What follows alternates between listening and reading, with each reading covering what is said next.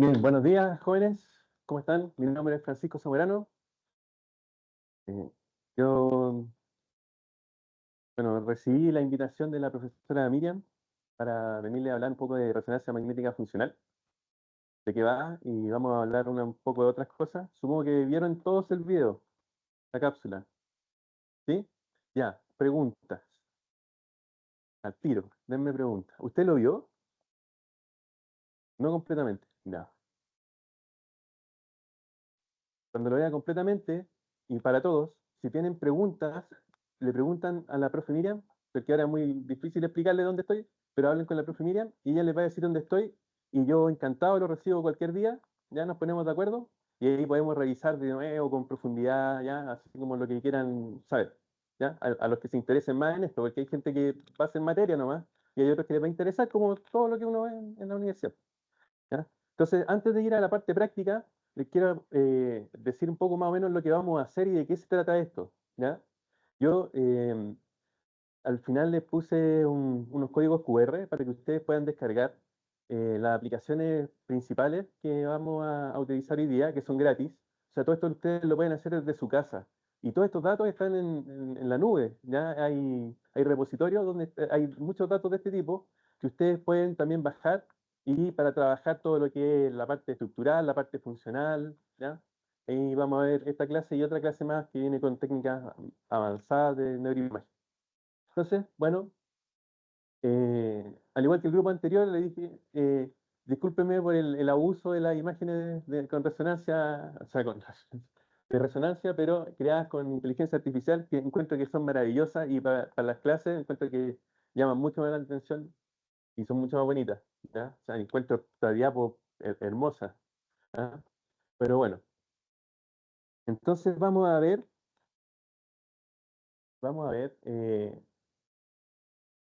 lo que son los principios físicos, ¿cierto? Vamos a ver, bueno, primero les voy a presentar el software, ¿ya? Y vamos a ver los principios físicos y los principios biológicos que están detrás de la resonancia magnética, ¿ya? Primero, vamos a trabajar con un software que se llama FSL. En inglés se lee fósil, como lo mismo que un fósil, ¿ya? Así. Después van a entender por qué le estoy diciendo esto. ¿Ya? Entonces, vamos a hablar de los fundamentos, como les decía, de las técnicas y de las aplicaciones que tiene la resonancia magnética funcional.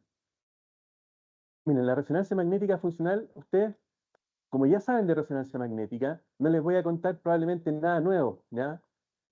Lo que sí les voy a enseñar los trucos y de dónde viene, porque en el fondo todo lo que es resonancia magnética funcional partió de un problema que existía, ¿ya? Antiguamente, que se consideraba un problema en la visualización de las imágenes por resonancia magnética, ¿ya?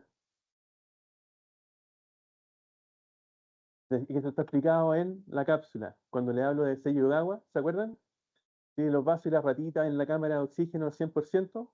Cuando era puro oxígeno no se generaba el artefacto en la vasculatura. Ya, eso es básicamente. Nosotros, ustedes ya saben lo que es el medio de contraste, ¿cierto? Ya, el medio de contraste aquí es la sangre. Eso es como que nosotros pusiéramos un medio de contraste artificial. No, aquí ocupamos la sangre desoxigenada. ¿Ya? Ese va a ser nuestro medio de contraste. ¿Ya? Ya, pero no me voy a adelantar con respecto a los fundamentos. Bien, vamos a decir que es una técnica no invasiva, ya como deben saber, uno se puede exponer, uno puede estar todo el día, toda la noche dentro de un resonador y no tener ninguna consecuencia física, ya que utiliza radiación que no es ionizante, ya, es de la longitud de onda de las ondas de radio, o sea, básicamente no interactúan esos fotones de esa onda electromagnética, no interactúan con nuestro cuerpo como sí lo hacen los rayos gamma, por ejemplo, que actúan con la timina, ¿cierto? Formando estos dímeros de timina que generan las mutaciones que finalmente se transforman en procesos cancerígenos, ¿cierto? Deleterios. Bien, entonces podemos estudiar el cerebro muy bien sin tener que partirlo, como les decía también en la presentación, ¿cierto? Porque es un problema este, que se resolvió desde los años 80 más o menos en adelante, esto de poder mirar con certeza qué estaba pasando dentro del cerebro sin tener que hacer un procedimiento quirúrgico. Como decía, se basa en el flujo sanguíneo, porque básicamente lo que hace es detectar estas variaciones entre sangre oxigenada y desoxigenada. ¿Ya? Ya les voy a explicar el efecto Bolt. El efecto Bolt tiene que ver con el aumento de la sangre oxigenada que llega producto de el aumento en la actividad neuronal, ¿ya? Porque aumenta la actividad neuronal y las neuronas empiezan a requerir más recursos, más energía, más metabolitos. ¿Y quiénes se los dan a las neuronas? ¿Quiénes son los encargados de alimentar a las neuronas? Esta es pregunta para ustedes. Los astrocitos, excelente, los astrocitos. Eso está también en la cápsula. Muy bien. Así que por favor vean la cápsula. ¿Ya? Eh, los astrocitos son los encargados de comunicarse con la vasculatura y decirle, oye, las neuronas están pidiéndome más energía, o tú por favor aumenta el flujo sanguíneo. ¿Sí? Y así aumenta el diámetro a nivel de las arteriolas, lo que hace que llegue más sangre oxigenada al lugar donde está la neurona requiriendo más recursos. Bien. Entonces, la importancia, básicamente en investigación básica, se ocupa en el mapeo de funciones cognitivas y redes cerebrales. En la planificación neuroquirúrgica es lo mismo para identificar áreas elocuentes. Cuando uno habla de áreas elocuentes, se refiere a áreas que tienen una función especial, primordial en el cerebro. Por ejemplo, áreas motoras, áreas visuales o áreas del lenguaje. Pues si usted es cirujano y tiene un tumor o un foco epileptogénico que tiene que resectar y está en el lado derecho del cerebro, probablemente no va a tener tantos problemas como si estuviera en el lado izquierdo, ¿cierto? ¿Por qué? Porque en el lado izquierdo nosotros tenemos el lenguaje. La mayoría de nosotros, el 95% de nosotros tenemos el lenguaje en el lado izquierdo. ¿Sí? Entonces, ahí hay que entrar, ¿cierto? Si una persona es diestra, tiene que empezar y tiene la lesión en el lado izquierdo, hay que partir por eso, mirar dónde está la lesión y cómo está relacionada con nuestra área del lenguaje. El diagnóstico clínico para evaluación de trastornos neurológicos y psiquiátricos, esto, verdad, se hace pero de forma más experimental, probando drogas, se hace bastante en neurooncología, ¿ya? Probando drogas dirigidas, ¿cierto?, hacia los tumores. em, y evaluación de tratamientos viendo cuáles son los efectos terapéuticos a nivel del cerebro. ¿Ya? Por ejemplo, aumentó la activación, disminuyó la activación, cómo cambió, ¿ya?, ese patrón en base a lo que fue el tratamiento. Y los fundamentos, básicamente, esto ustedes ya se lo saben de memoria, ¿cierto? Primero, lo más básico que tenemos que hablar acá es la alineación de los protones. Alineación de protones, ¿por qué? Porque tenemos un campo magnético, ¿cierto? Un campo magnético, un B0, que nos permite alinear, ¿cierto?, estos protones, que este también ustedes lo conocen, ¿cierto? Eh, lo que yo les voy a mostrar son imágenes capturadas con un resonador de 3 teslas, que es el máximo teslaje que tenemos en Chile, ¿ya? Pero también hay de 7 teslas. Pero los de 7 teslas igual tienen algunos problemas, ¿ya? Porque, a ver, ¿cuál es el problema de la resonancia magnética? ¿Cuál es el principal problema de la resonancia magnética? ¿Cuál? Ya, pero desde el punto de vista de la imagen final que uno obtiene, es la susceptibilidad magnética, porque mientras más aumentamos el campo, mayor se hace la susceptibilidad magnética. Entonces el artefacto del seno frontal, por ejemplo, en una secuencia EPI, ¿ya?, que son las que usamos para sacar la resonancia magnética funcional, y tiene que ser una secuencia rápida que cubra todo el cerebro, ¿cierto? Y capte toda esa información en 2 segundos. eh, Necesitamos bueno, que esa información sea capturada de forma rápida para poder identificar lo que está pasando en el cerebro en ese estado, ¿sí? Entonces, bueno, es por eso que utilizamos ese tipo de secuencia. La excitación por radiofrecuencia, que es lo que viene después, ¿cierto? Nosotros queremos, eh, esto va a depender de los núcleos que estemos estudiando, ¿cierto? Pero principalmente se estudia el núcleo de los protones del hidrógeno, así que esto más o menos no varía. Es rara la vez que uno cambia esto, pero hay estudios que se hacen con bobinas especiales para estudiar fósforo, por ejemplo, o estudiar hierro. Estudiar hierro. ¿Por qué se estudia el hierro en el cerebro? ¿Alguien sabe? Que es cabeza fierro. No, no, no. ¿Por qué? Porque el hierro se asocia a los trastornos neurodegenerativos y a la vejez, por así decirlo. Mientras más viejos nos vamos volviendo, más hierro se va acumulando en nuestro sistema, ¿ya? Entonces, el tener una idea del hierro, de cuánto hierro tenemos a nivel neuronal, nos da una idea de qué tan sanas están esas neuronas o qué tan viejitas están, ¿sí? Ah, y finalmente lo que es el último proceso, que es la relajación y la emisión, ¿ya? O sea, partimos por acá, ¿cierto? Los protones del B0 nos alinean los protones y como final del proceso es cuando tenemos estos tiempos T1, T2, ¿cierto? Que es la relajación y viene la emisión que es captada por la antena de la bobina, ¿cierto? Que al final se reconstruyen como imágenes, bueno, y ese proceso ustedes lo conocen perfectamente. Entonces, tipo de resonancia, aquí vamos a ver las tres. ¿Ya? Vamos a tratar de las tres rápido. Primero, a partir de imágenes T1 y T2 y de densidad protónica, uno puede estudiar la resonancia magnética estructural, ver la estructura del cerebro, ¿ya? El esqueleto, cómo está hecho, cómo está la grasa, cómo está la sustancia. Y les voy a mostrar cómo lo hacemos. ¿Ya? Todo esto se hace basado en histogramas de intensidad. Resonancia de difusión, cómo se mueven las moléculas dentro del cerebro, las moléculas de agua, ¿ya? A través de los distintos tractos, vamos a estudiar eso, ¿ya? A partir de esto, de estudiar cómo se mueven las moléculas dentro del cerebro, nosotros podemos estudiar y, y extrapolar desde ahí cuáles son los tractos que están comunicando las distintas regiones del cerebro. También lo vamos a ver. Y la resonancia funcional, que está basada en el efecto Bolt, por si no lo saben, aquí está el Blood Oxygen Level Dependent. ¿Ya? Eso es lo que significa Volt, por si no lo sabían, se lo dejo ahí. Y aquí esto me está cortando un poquito, pero básicamente vamos a mostrar a distintas áreas de activación que tienen que ver con la tarea que estamos haciendo. Y esto hace 100 años era un sueño. El poner un cerebro, mira, este es mi cerebro, por si acaso.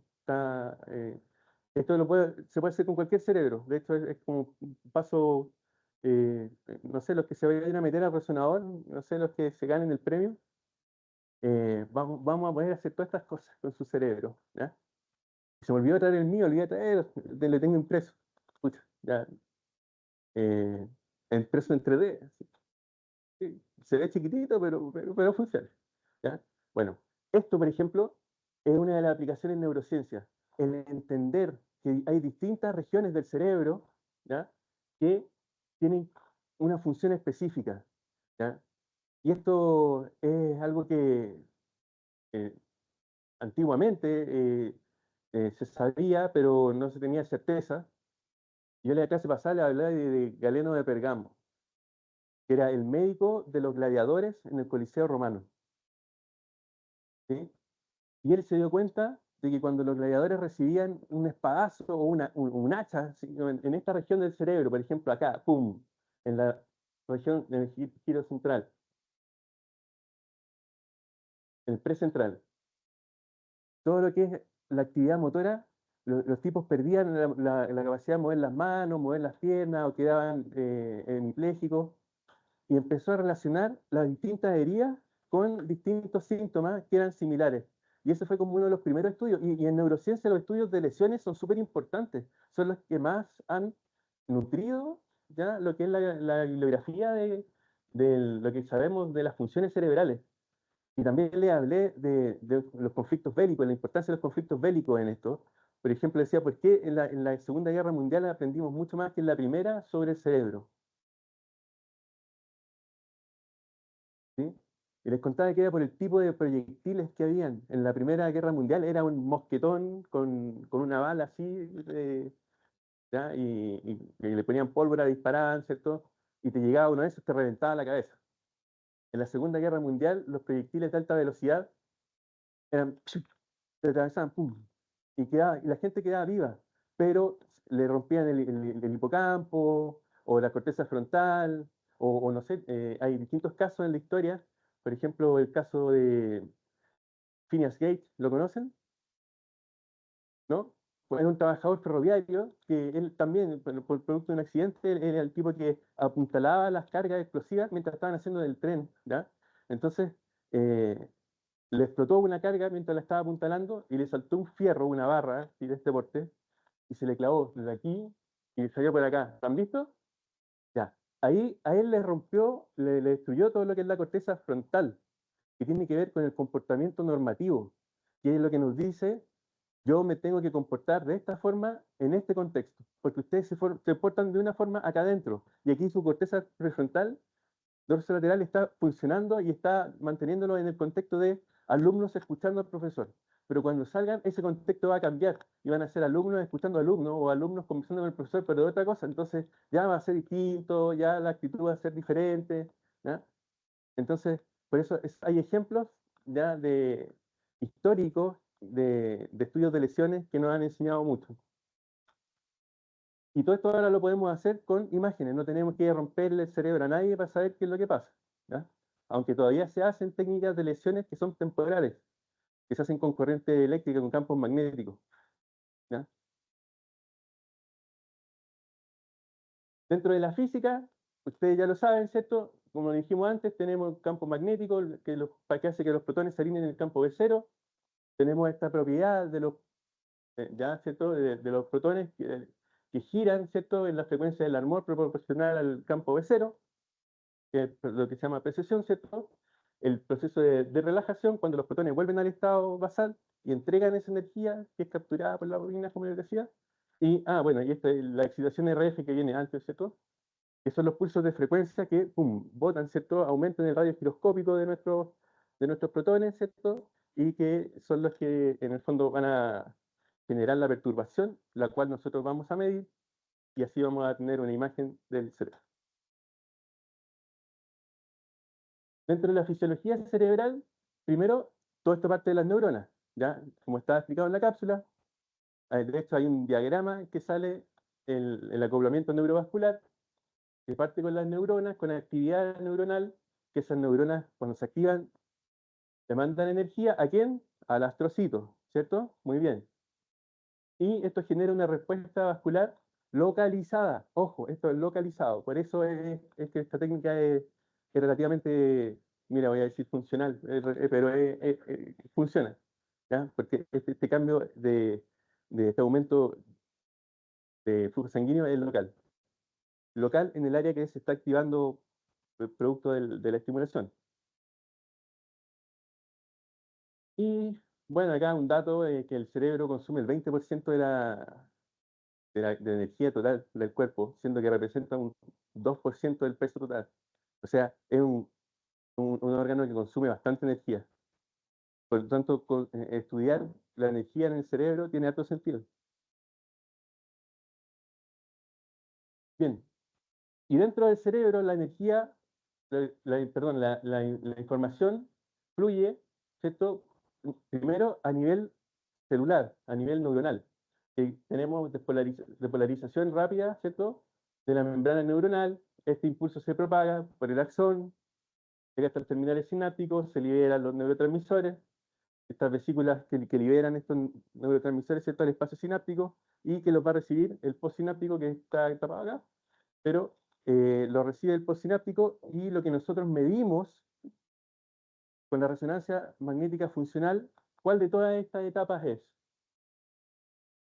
¿Cuál es la que se mide con resonancia magnética funcional? Tírenla nomás, si no saben, pues si tiene que tener una razón, así yo creo que por esto, digan.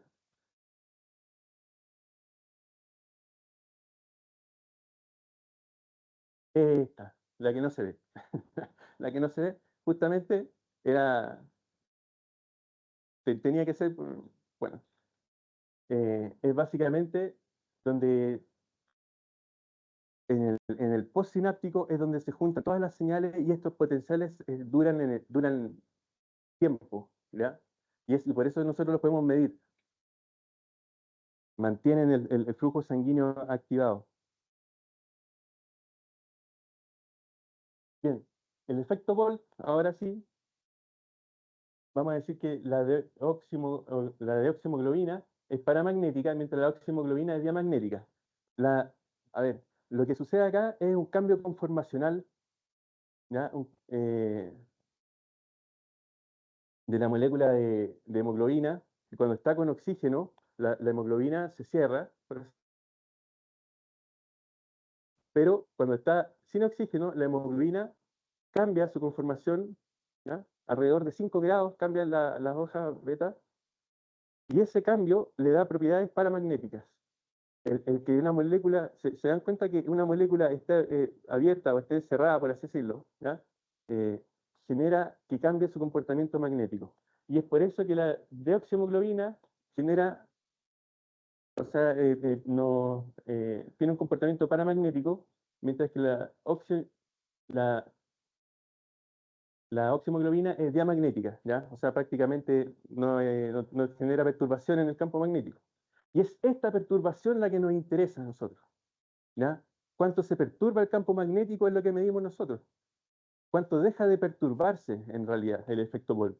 Porque el efecto Volt tiene que ver con la sangre que llega, que viene con mucho oxígeno, que como habrán visto en la cápsula, cuando llega sangre con oxígeno, ¿ya? Llega sangre con oxihemoglobina que es diamagnética. Entonces todo ese ruido que genera la oxihemoglobina empieza a desaparecer. Y el orden del cerebro en esas regiones aumenta, el orden del campo magnético, porque hay menos perturbaciones. Y eso es lo que medimos en el efecto Volt. ¿Sí se entiende eso, cierto?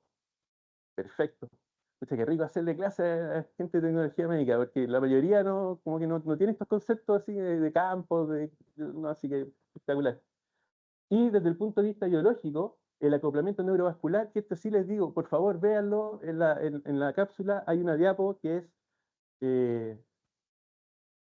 eh, fundamental para que lo entiendan, que es súper sencilla, ¿cierto? Que parte de las neuronas, parte del astrocito, vascular y después ya son los efectores, ¿ya? Y como esto ya lo hemos dicho, la actividad neuronal provoca un flujo sanguíneo local y este aumento supera, ¿ya?, al consumo de oxígeno. Esto eh, es paradójico, ya que hay mayor oxigenación en áreas donde hay mayor consumo, ¿ya? Pero es porque el cerebro prefiere siempre estar pasado en cuanto a lo que es energía que le esté faltando, ¿sí? De los diseños experimentales en resonancia magnética funcional vamos a ver de dos tipos. Hay tres, pero entendiendo estos dos se entiende el tercero. El diseño en bloques, periodos prolongados de tarea-descanso. Y generalmente se parte con descanso. Parto 20 o 30 segundos off. Ya les voy a poner un ejemplo. 20 o 30 segundos on. Off, on, off, on, off, on. Así es el diseño de bloques, ¿ya? El diseño de event related o relacionado a eventos no se toman periodos largos de estar haciendo lo mismo, porque acá está todo el tiempo haciendo nada, por ejemplo, y aquí está haciendo la tarea por 30 segundos, aquí de nuevo 30 segundos de nada, 30 segundos haciendo la tarea. En el diseño de bloques, o sea, relacionado a eventos, uno hace el diseño cuando aparece el estímulo de interés, ¿ya? Entonces no están estos grandes bloques de 20 o 30 segundos, sino son bloques chiquititos de 2 o 3 segundos, que tienen la ventaja de capturar procesos que aquí aparecen sumados, ¿ya? Pero acá eh, aparecen aislados. Sin embargo, se necesita mucho más data y mucho más tiempo para que estos modelos sean igual de robustos que estos, por la cantidad de datos que se tienen, ¿ya?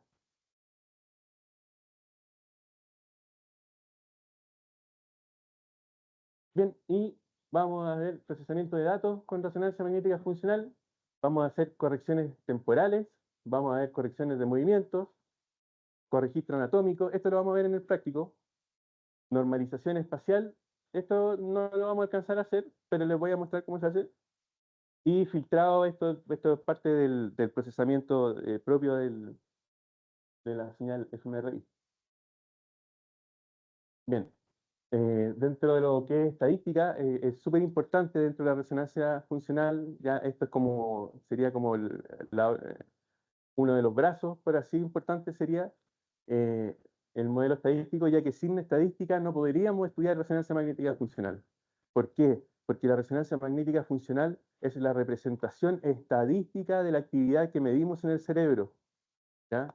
O sea, nosotros tenemos que pasar esa información que sacamos del cerebro, tenemos que modelarla. ¿Modelarla con qué? Con un modelo general lineal, ¿ya? Pero que por ahora eso no nos interesa. Yo les voy a mostrar el modelo general lineal más adelante. Se convoluciona, ¿cierto?, con las funciones hemodinámicas, ¿ya? Cada estímulo, también les vamos a ver eso, y se estiman los distintos parámetros, ¿ya? Como los coeficientes para cada condición, también vamos a ver eso, los coeficientes para cada condición experimental, y los contrastes estadísticos que vamos a definir comparaciones de interés entre condiciones. Por ejemplo, tarea, no tarea, porque a mí me interesa, por ejemplo, saber dónde está el lenguaje en una persona que tiene una lesión, ¿ya? O saber dónde están las áreas visuales, ¿sí? Y la inferencia estadística hay que siempre aplicar correcciones por comparaciones múltiples, ya que el cerebro, nosotros cuando lo digitalizamos, la idea es digitalizarlo en los voxeles lo más pequeñito que se pueda, ¿cierto? Hay que hacer un trade-off o un intercambio entre resolución y capacidad de cómputo. ¿Ya? Pues si trabajamos con estos computadores que tenemos acá, vamos a tener que trabajar con voxeles de este porte, casi el porte del cerebro, para trabajar para que se demore 20 minutos. Pero la idea es que trabajemos con voxeles así chiquititos, de un milímetro por un milímetro por un milímetro o más chico aún, ¿sí? Entonces, imagínense, si tenemos voxeles de un milímetro, ¿cuántos voxeles tenemos? Vamos a tener 50.000 voxeles en el cerebro. Y nosotros estamos haciendo un test estadístico a cada uno de esos voxeles. Y ustedes saben que el criterio estadístico, ¿cierto? Del P menor a 0,05, ¿saben de dónde viene eso? ¿No? ¿No? Ya les voy a contar rápido. Viene de una pareja de matemáticos no era pareja, eran colaboradores en una universidad, pero una de ellas decía, yo sé distinguir cuánta azúcar le ponen al té cuando me tomo cada taza. Y el amigo que es matemático le dijo, no, no te creo. Hagamos una cosa, pues, mira, tómate 100 tazas y si te equivocáis en 5 es que, bueno, más de 5 estás equivocado. Y se equivocó en menos de 5. Y de ahí viene de una conversación, así es como se hace la ciencia. Y quedó para siempre el 0,05 como oleado y sacramentado, que es un criterio estadístico y viene de la conversación de gente que estaba decidiendo cómo si sabía saber el azúcar del té o no. Interesante saber dónde vienen las cosas. Mucha de la ciencia y de los descubrimientos vienen de la conversación extramural, fuera de los laboratorios, la que se da cuando están tomándose una cerveza, después el trabajo, y ahí es donde, ¿verdad?, aparece esta idea. No estoy incitándolos a beber, por supuesto, ¿ah? Me refería a espacios de relajación extra laboral. Bien, vamos a hacer acá solamente análisis del primer grupo, que es a nivel, a nivel individual, porque el análisis de grupo es cuando tenemos varios sujetos y vemos cómo se comporta el cerebro entre ellos, ya que esto suele ser mucho más robusto que eso, pero ya con esto es lo que se hace en clínica, esto es lo que ustedes probablemente van a encontrarse en algún momento, así que vamos a ver esto, ya, análisis individual. Sabiendo el análisis individual, esto es básico. Bien, y vamos a dejarlo hasta aquí. A ver,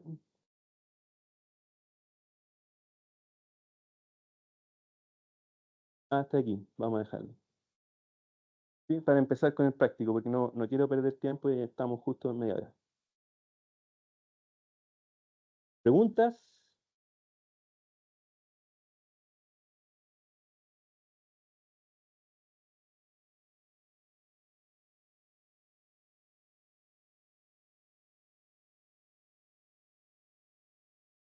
Bien,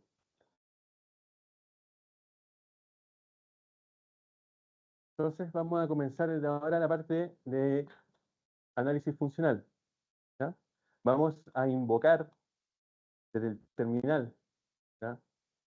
¿Saben lo que estoy hablando, cierto? Cuando les digo vamos a invocar desde el terminal, ¿se entiende que voy a cargar una instrucción acá, cierto? ¿Sí? Ya, perfecto. El programa lo vamos a llamar FSL. Ah, y si se fijan, yo ya estoy en la carpeta, en una carpeta que se llama clase RM funcional. ¿Ya? ¿Por qué? Porque así al abrir FSL voy a estar dentro de esa carpeta y no voy a tener que hacer búsqueda y navegar tanto para llegar a los archivos. Y ahí está nuestro programa. Y aquí está, porque yo les decía FSL, se dice fossil. Fossil. Ahí está. Porque todo el mundo en los cursos de FSL pregunta, ¿por qué tiene ese pescado ahí? ¿Qué significa? ¿Tiene algo que ver con la resonancia? Y es una cuestión que se genera que no, es porque esto se lee fossil. Básicamente, esa es toda la historia detrás el misterio detrás de eso. ¿Ya? Y bien, lo primero, necesitamos, vamos a partir por la parte estructural, vamos a partir por la parte estructural y les voy a mostrar un programa, que se los dejo al final, les voy a dejar un código QR para que lo descarguen, que se llama Mango, pero si ustedes ponen Mango MRI, les va a salir el Instituto de Massachusetts y de ahí pueden descargarlo gratis para Windows, Mac y Linux. Ahí está acá. Perfecto. Entonces vamos a abrir una imagen. Vamos a abrir la imagen que vamos a trabajar. Esta es la imagen que vamos a trabajar nosotros.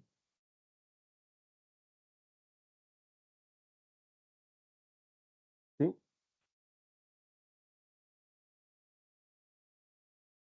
Es de una paciente que tiene un foco heterotópico.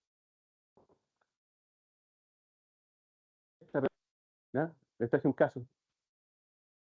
Y una de estas regiones, no se sabe cuál, pero sí sé cuál, pero genera foco epileptogénico, que le da epilepsia a esta persona. Y esta paciente está, en este momento, cuando le hicimos este examen, está con compromiso de conciencia eh, muy alto, apenas respondía a las órdenes, por lo cual fue todo un desafío generar las imágenes que vamos a ver a continuación, porque hay alguien que se está quedando dormido, ¿ya? Peor que trasnochar.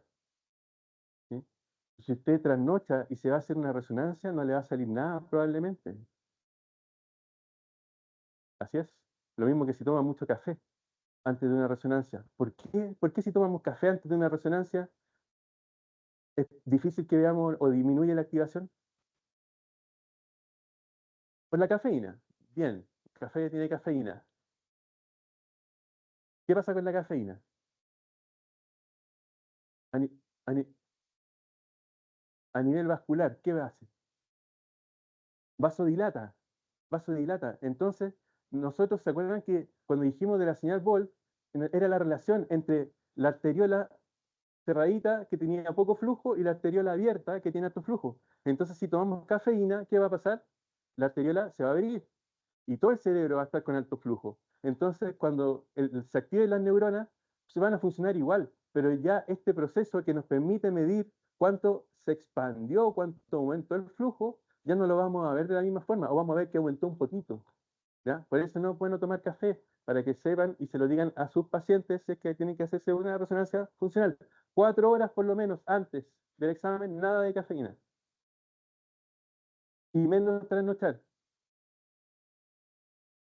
Entonces aquí lo que vamos a hacer, les voy a mostrar primero de forma manual, cómo funciona estos algoritmos. Vamos a hacer esto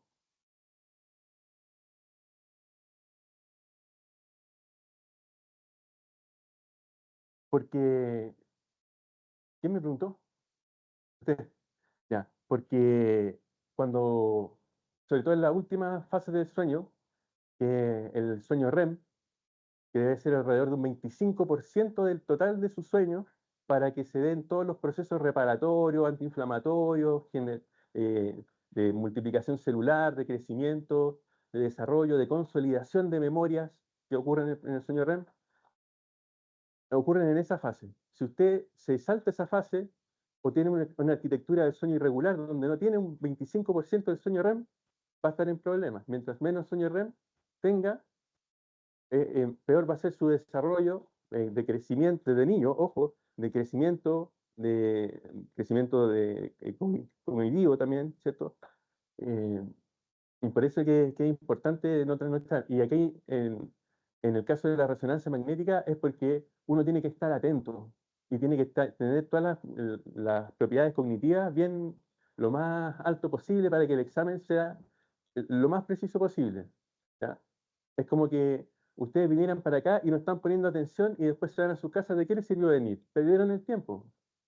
Por eso tienen que poner atención y así se van a la casa con un poquito de información que sea, y ese poquito después cuando vean después esta presentación o cuando vean terminen de ver la cápsula, les va a hacer sentido. ¿No? Si no, van a llegar con menos recuerdos. ¿Ya? Bien. Entonces, miren lo que voy a hacer. Vamos a ver, como esto es lo que hacen los algoritmos es en base a histogramas de intensidad, porque yo aquí generé un histograma, ¿ya? De todo este cerebro, y vamos a ver en qué porciones de este histograma, mira, todo eso, por ejemplo, me interesa sacarlo.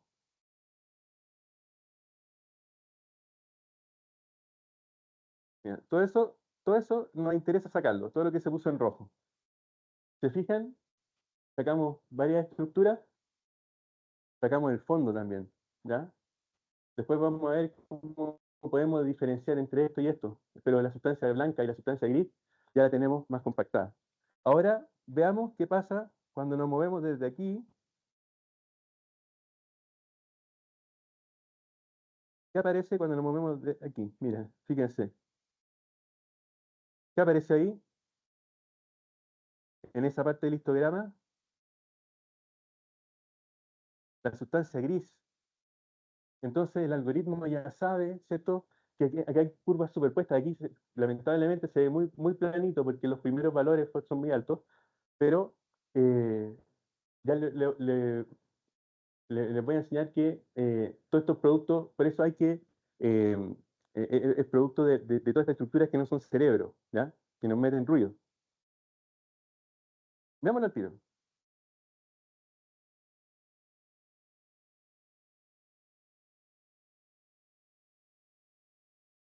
¿Sabría, no? Ahí sí. Aquí ya tengo el cerebro ya pelado. Pelado, skull stripping, le dicen los gringos, ¿ya? Digámosle peladito nosotros. Y ahora mira, veamos el histograma. Oh, profesor, es diferente el histograma. Sí, es diferente. Y aquí podemos identificar, vamos a ponerlo por acá, lo voy a poner por acá encima. Mira, ¿te fijas? Ahora yo puedo seleccionar todo esto y tengo limpio el cerebro. Entonces ahora quiero ver desde aquí qué pasa hacia acá. Porque a mí me interesa sacar la sustancia gris. Me interesa ver la sustancia gris. ¡Wow! Miren cómo cambió. ¿Se fijan cómo cambió? Y si me empiezo a pasar, se empieza a pintar la sustancia gris subcortical, ¿ya? Pero también se nos mete sustancia blanca. Y veamos lo último.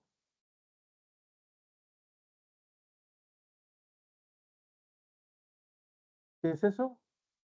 Sustancia blanca. O sea, utilizando un simple histograma de intensidad, nosotros fuimos capaces de diferenciar los distintos tejidos del cerebro. Y ese es el principio básico que ocupan los algoritmos, ¿ya?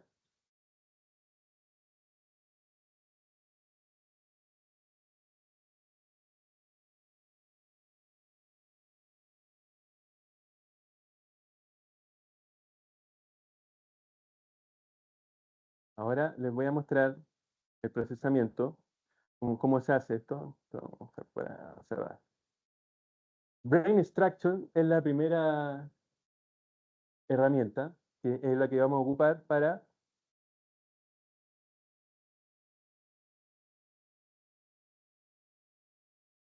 extraer nuestro cerebro, ¿ya? Vamos a cargar la imagen y le vamos a decir, ¿cierto? Al algoritmo, ok, genérame. en base a estos criterios, pela el cerebro. Y va a ser esto. Y esto ya lo hizo porque es muy rápido. De hecho, esa es la ventaja.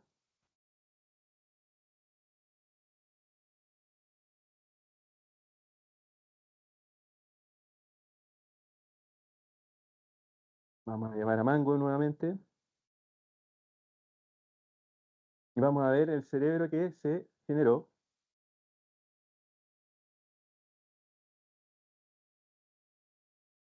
Y vamos a ver qué también es. Mira, 11:57, perfecto. Este es. ¡Wow! ¿Se parece al de antes o no? Sí, pero mira, ¿qué es esto de acá? ¿Qué parte del cerebro es eso?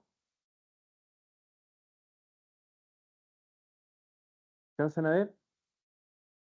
El hombre elefante, ¿qué es? No, no, no es esto. Esto es un problema de la segmentación, ¿ya? Entonces, necesitamos decirle que tiene que ser un poco más exigente. Y para eso hay otra opción, ¿ya? Que no le voy a correr ahora, pero te voy a mostrar que es, por ejemplo, decirle, hazme una corrección de campo, elimina todo lo que sea cuello, y de ahí pela el cerebro. Y al hacer eso, bueno, hagámoslo, dejémoslo corriendo. Vamos a ver el cerebro que se genera. Lo vamos a dejar corriendo porque esto se demora un poquito, ¿ya? Pero, mientras tanto, yo les voy a mostrar el cerebro que yo ya peleé previamente.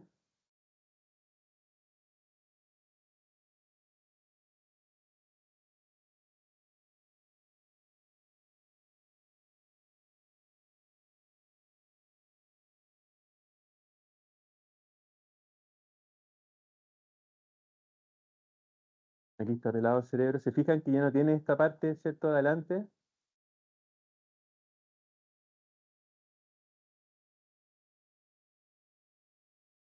Y la gracia de este programa, bueno, es que podemos verlo con detalle.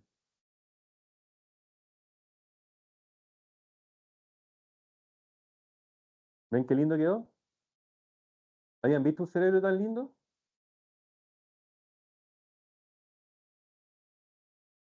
Sí, el mío, tienen que decir. Sí. No, no el mío, el suyo. No, es de la paciente. Lo mostré antes en la... Sí, no, pero también recién lo mostré.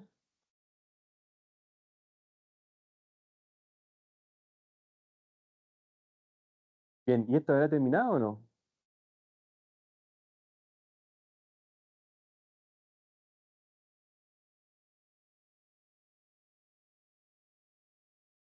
Todavía no termina. Bien. Entonces, vamos a pasar a la siguiente parte, que es de resonancia magnética funcional, ¿ya? Que es el bloque FIT. No, le voy a mostrar FAST. A ver, ¿qué hora es? Tenemos hasta la 1, ¿cierto? Ya, le voy a mostrar FAST. FAST también es un algoritmo de segmentación que hace lo que les mostré, que ¿por qué puse este caso? Justamente para que vieran este, mira, cargamos el T1, entonces hace con el T1 del sujeto, que es este el T1, y aquí le damos básicamente correr, ¿ya? Esto va a segmentar en 3 tejidos, o en 4, o en 5, o en 6, en lo que le digamos. En 6 va a generar distintas agrupaciones de acuerdo a los valores de intensidad que encuentre, ¿ya? Pero yo ya lo corrí esto, así que vamos a ver los resultados. Bueno, primero,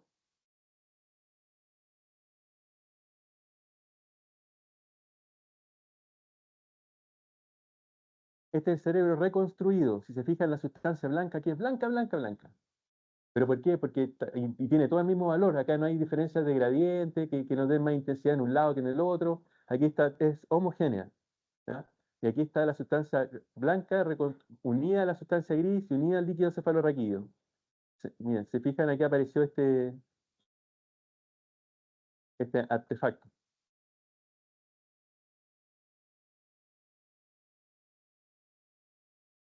Porque lo hicimos con la imagen que habíamos creado al inicio, ¿no?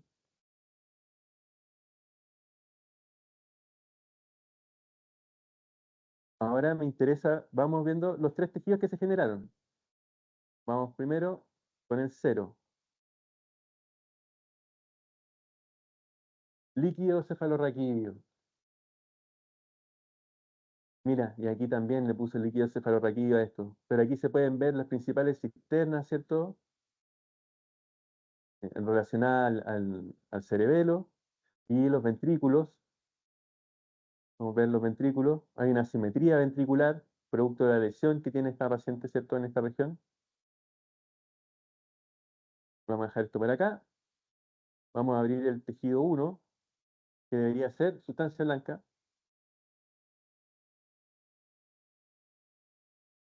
Era sustancia gris. Me equivoqué. Sustancia gris, perfecto. Se fijan que toma algo de sustancia gris de subcortical. Aquí están los ganglios de la base, que no tienen tanto sustancia gris, ¿ya? Es más, eh, es menos homogéneo. Por eso no está tan marcado, pero sí aparecen.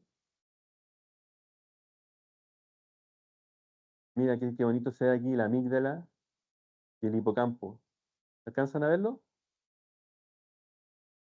¿Alcanzan a ver la amígdala ahí?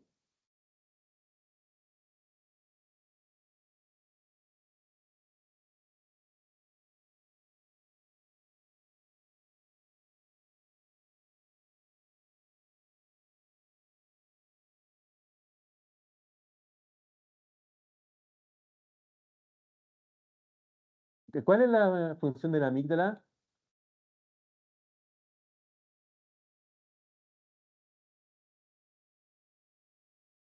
Miren, y ahí está el tercer tejido que aparece con este poquito de sustancia gris incluido, ¿ya? Y esta es básicamente la segmentación que hizo el programa. Ahora a nosotros nos interesa esta imagen. Vamos a agrandarla. ¿Por qué me interesa esta imagen? Por esto, porque esto no debería estar acá, señores y señoritas. Esto no debería estar acá. Esto que ustedes ven acá es tejido heterotópico, ¿ya? Esto es un problema del desarrollo, donde tenía que migrar sustancia blanca, empezó a migrar sustancia gris, ¿ya? Es una alteración del desarrollo, nuevamente les digo, esto es congénito. Y por eso quise mostrarles el mapa de sustancia gris, porque miren, hasta acá seguimos subiendo, ya estamos llegando, pasándonos, mira, tenemos en el temporal y tenemos en el parietal. O sea, es una lesión gigante. El cirujano quería sacarle todo eso, porque decía, todo esto es riesgo de que genere foco epileptogénico. Oye, pero la voy a sacar medio cerebro, porque me va a dejar la cabra con daño cognitivo. Y ahí donde nosotros desarrollamos un algoritmo que permite, que lo voy a mostrar en la parte de técnica avanzada, que permite estimar qué región a nivel milimétrico, ¿ya? De todas estas manchones, de toda esta masa heterotópica, es la que está generando el foco epileptogénico. Y así uno puede reducir los tiempos de abordaje, ¿ya? De la trepanación es más pequeña, la exploración es más pequeña, es más corta, el tiempo de anestesia es más pequeño también, es más breve. Bien.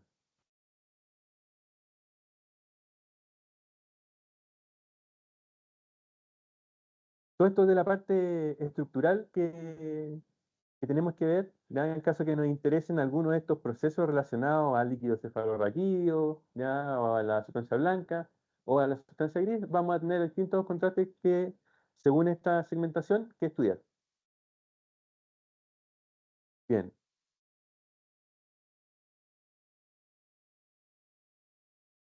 Mira, todavía sigue trabajando aquí pelando el cerebro. ¿Ya? Menos mal que le hicimos no esperarlo. Vamos entonces a la parte de resonancia magnética funcional, porque acá hay un par de cositas que decir. Vamos a analizar lenguaje y vamos a analizar actividad visual. ¿Cómo se generó el lenguaje? Con audio, el ciclo off, de 30 segundos del ciclo off, era el audio invertido. Entonces la persona escuchaba bla, bla, bla, bla, bla, bla, bla, bla, bla. En los 30 segundos on era la pista al derecho y escuchaba un día de invierno, estaba Francisco mirando por la ventana, bla, bla, bla, ¿ya? 30 segundos. Y después 30 segundos off. ¿Ya? Y así 5 bloques off, 5 bloques on.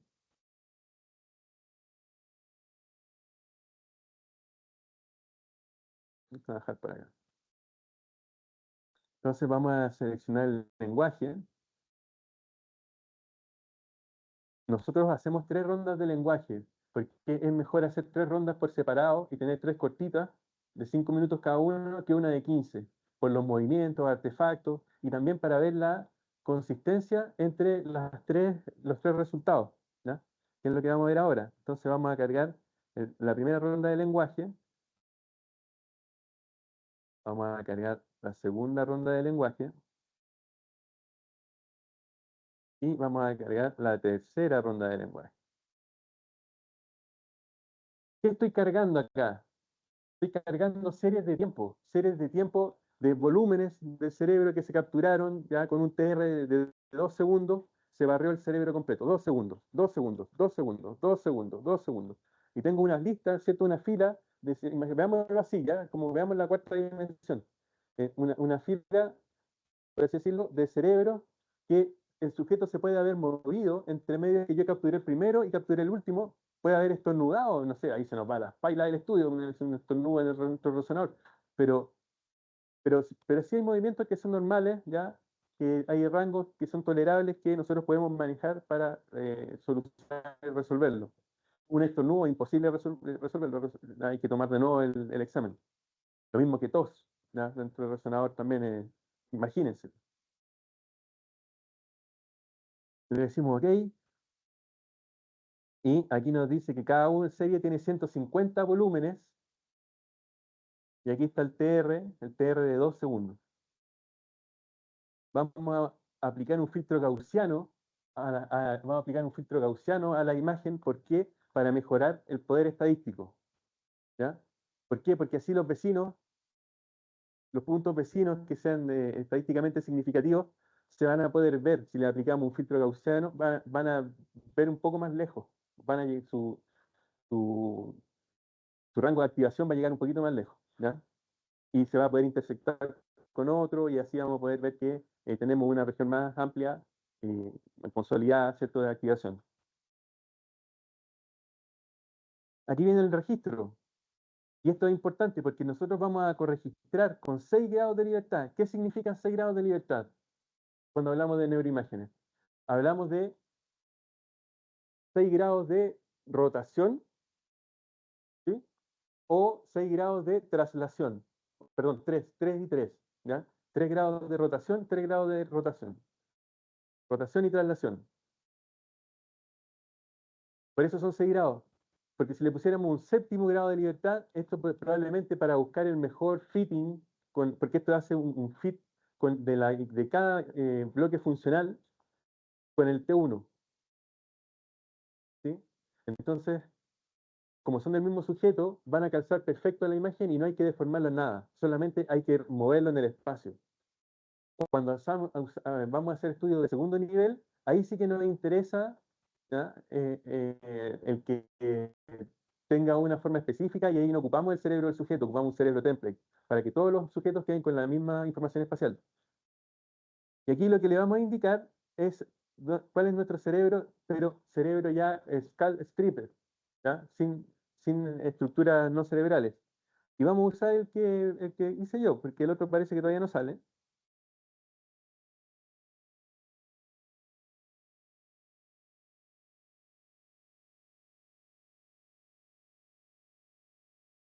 Y aquí truco, cortar, pegar. Estos trucos son súper fáciles así, no, y útiles cuando uno tiene que así, analizar hartas imágenes. Es lo mejor cortar y pegar. Perfecto. Y también vamos a hacer una deformación al espacio MNI 152. ¿Conocen lo que es el template MNI 152? ¿No?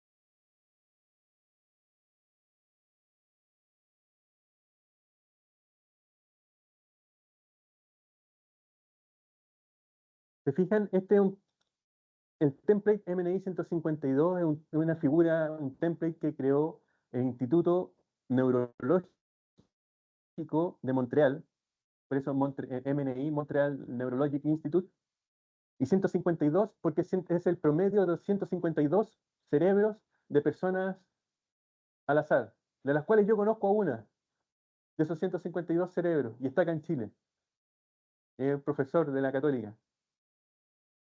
Y él contribuyó con su cerebro a esto, y aquí se generó este template, esta forma promedio, ¿ya? Entonces nosotros cuando tenemos una imagen, por ejemplo la que teníamos antes, no sé si la cerré, pero nosotros podemos transformarla a este espacio, llevarla a este espacio, ¿ya? A una transformación espacial. Entonces esa es la idea de dejarlas todas en la misma forma, es que podemos hacer análisis estadístico entre los distintos sujetos. Pero insisto, esto no es el foco de hoy. ¿La corrección espacial? No. La corrección espacial tiene que ver con la señal fMRI de cuando, ¿te acuerdas que decía que teníamos una fila de cerebros? Que hay cerebros que de repente se corren un poquito y que se movió un poquito en la adquisición. Eh, Tenemos que dejarlo todos de la misma posición en el fondo, en esa serie de tiempo.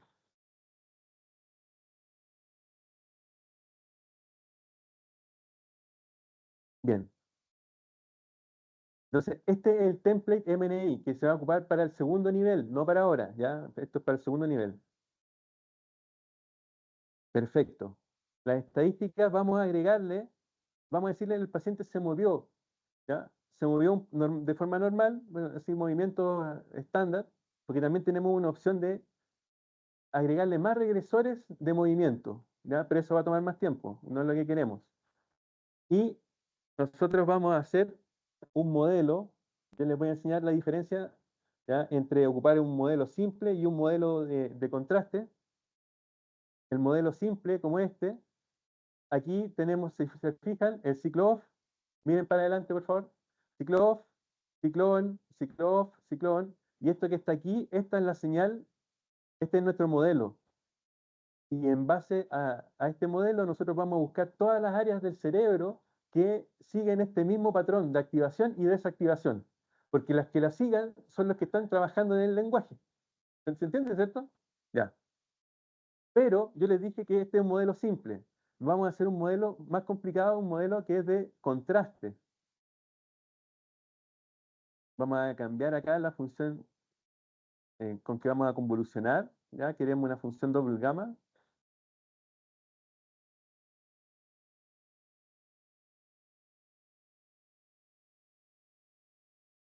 Ya, y aquí le vamos a poner task. Aquí le vamos a poner rest. Sí, está bien.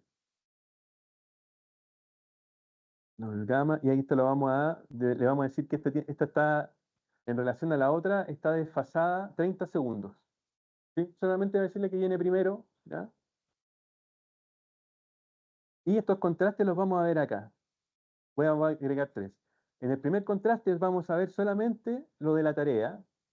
En el segundo contraste, solamente lo del descanso. Y aquí va a ser task menos rest. ¿ya? Y entonces aquí tienes, ¿cómo tendría que ser este contraste? 1 y aquí -1. ¿Quién dijo -1? Muy bien, muy bien. Porque -1 lo dijo también. ¿Usted también dijo -1? No, estuvo mal. No, no, estuvo bien. Ya, muy bien. Entonces, esta es la diferencia que vamos a ver, ¿ya? Y este es todo, señores. Esto es lo que le hablé antes, ¿ya? Se reduce a esto, a una sustracción, ¿ya? De tarea menos no tarea.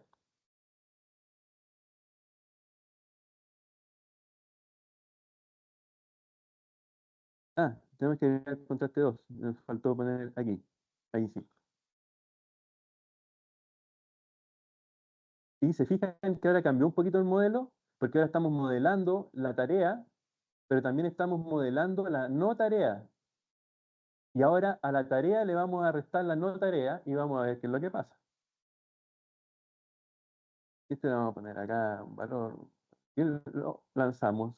Y aquí al lanzarlo se abre el explorador que nos dice que está corriendo. Y aquí nosotros vemos el primer paso es el registro. ¿El registro a qué? El registro al template MNI que lo va a hacer, ¿ya? Pero en este caso el registro más importante es la señal funcional a nuestro T1. Pero es nuevo, y T1 peladito, porque la señal funcional también va a ir peladita, ¿ya?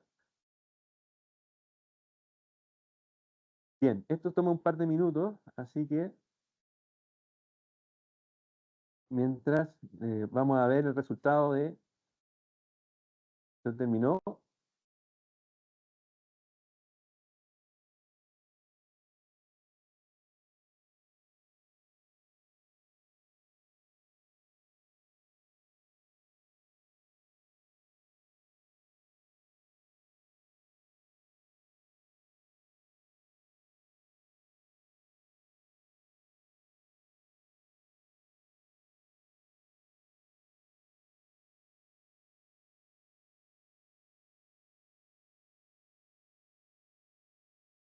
¿Alguna pregunta hasta acá?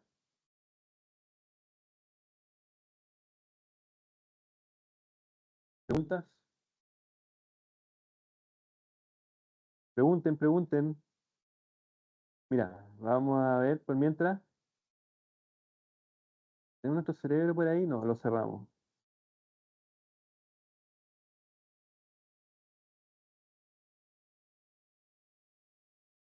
Vamos a nuestro cerebro.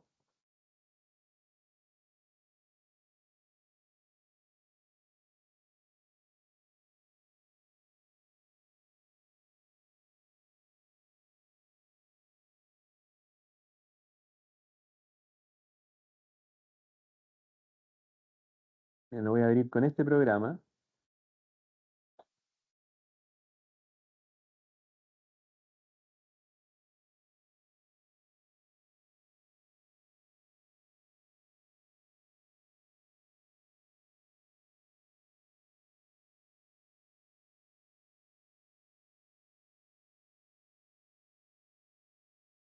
Lo abrí al revés.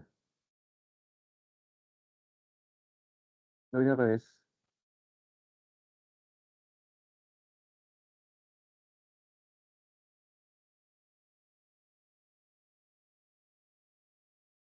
A ver si...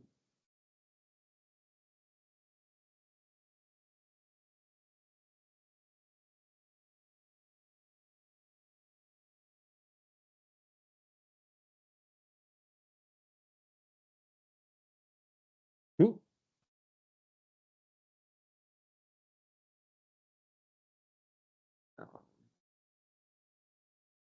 Mira, llegó en silla de ruedas, no podía caminar, la cabeza colgando, babeando, y no podía hablar, eh, condición, no sé.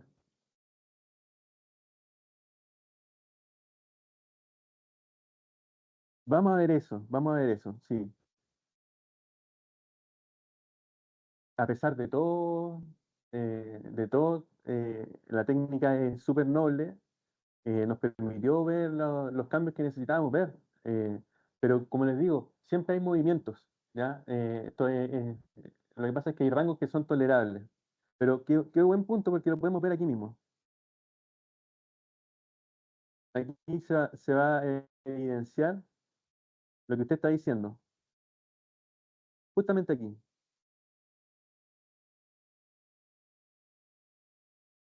Bueno, ¿se alcanza a ver este patrón de acá? ¿Esta banda? ¿Se fijan acá? Quizás es muy sutil, pero acá hay un patrón de bandas. Pero el movimiento no fue suficientemente fuerte como para distorsionar la morfología del surco y del giro. ¿Ya? Por eso dijimos, ok, vamos a ocupar esta imagen y no vamos a hacer, porque imagínate, o sea, tienes a alguien que cada minuto que pasa se está durmiendo más, se está apagando más, y tienes que hacerle 40 pruebas. Entonces, el repetir una puede ser catastrófico. ¿Ya? Por eso no sé si se fijaron en los números. eh, Bien, terminé la primera. Si se fijaron en los números, la primera sesión de volumen de cerebro era la 8 y la última era la 36, porque la dejamos al final, ¿ya? Por si acaso lo podíamos hacer. Pero aquí ya tenemos resultados. Mira, vamos a ver el registro primero. Aquí está el registro entre lo que es la sustancia blanca, o sea, perdón, lo que es la sustancia gris, sustancia blanca, ¿cierto? Está segmentada, nuestro cerebro es segmentado, el T1 segmentado, por así decirlo, y la señal la funcional también, que está corregistrado, ¿ya? Esto es, créanme que esto es un buen corregistro. Mira, aquí si se fijan, se nota este artefacto del seno frontal, pero yo les puedo decir cómo es, y es un secreto, porque yo lo descubrí. Pero si yo se lo digo, me prometen que no se lo dicen a nadie más, ¿sí? Para adquirir una funcional hay que adquirirla en 45 grados, el plano de adquisición. Porque en 45 grados nosotros, lo que es toda la corteza orbitofrontal, ¿ya? Accedemos de forma casi... ¿Ah? Sí, sí. Y entonces tenemos una mejor representación por cada línea, ¿cierto? Por cada plano, tenemos la representación completa del corte, ¿ya? Entonces, este artefacto al final desaparece. Y lo único que hay que hacer después es rotar un poquito la imagen, porque usted la adquirió, va a aparecer probablemente un coronal, pero usted lo rota y vuelve a aparecer la imagen normal, ya en corte sagital. Sí, sí, pero es un truco que muy poca gente conoce y que no lo aplican y que en realidad en clínica a pocas personas les importa lo que pasa con el seno frontal porque las funciones como visuales, motoras y todo eso están lejos de ese artefacto. Pero si a ti te interesa la parte frontal del cerebro, tienes que hacer eso. ¿Sí?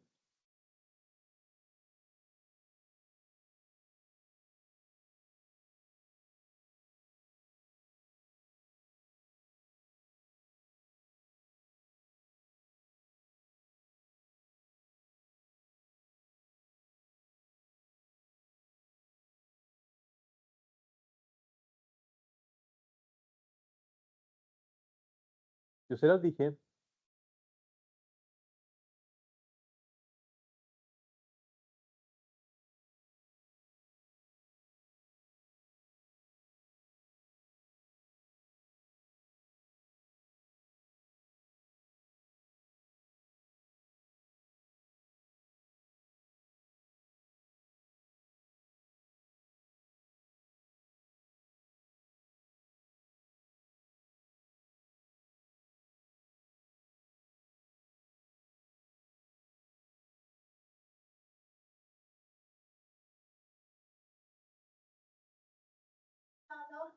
La resonancia funcional no mide la oxemoglobina, porque la oxemoglobina es susceptible a magnética. ¿Qué es lo que evaluamos? La desoxemoglobina. Entonces, la desoxemoglobina, ¿qué susceptibilidad tiene?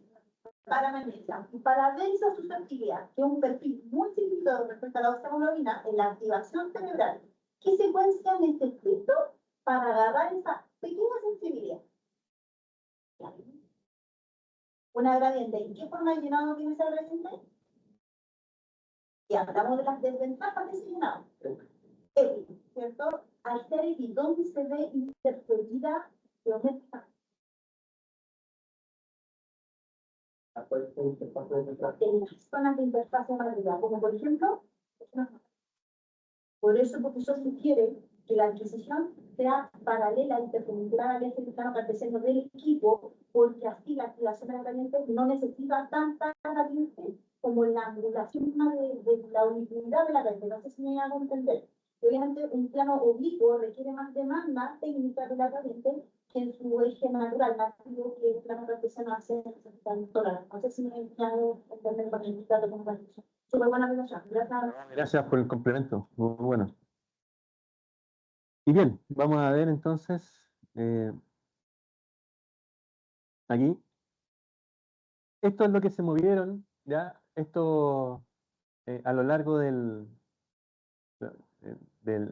los 150 adquisiciones, así fue como se movió. Se movió muy poco porque esto está en radianes, ¿ya? Esto está en milímetros. Y si se fijan, nos fijamos aquí, en esta parte de abajo, donde está el movimiento promedio, ya estimado, vemos que 0,2, ponle 0,3 milímetros se movió. Prácticamente nada. O sea, uno con la respiración se mueve eso. ¿Ya? Y que claro, ella estaba en una condición que de hecho no sabíamos si no se movía porque estaba haciendo la prueba bien o porque se había quedado dormida. Eso lo íbamos a saber solamente al finalizar y analizar los datos. Lo que significaba volver a tomar otro día de resonancia y fijarse y estar controlando, ¿no?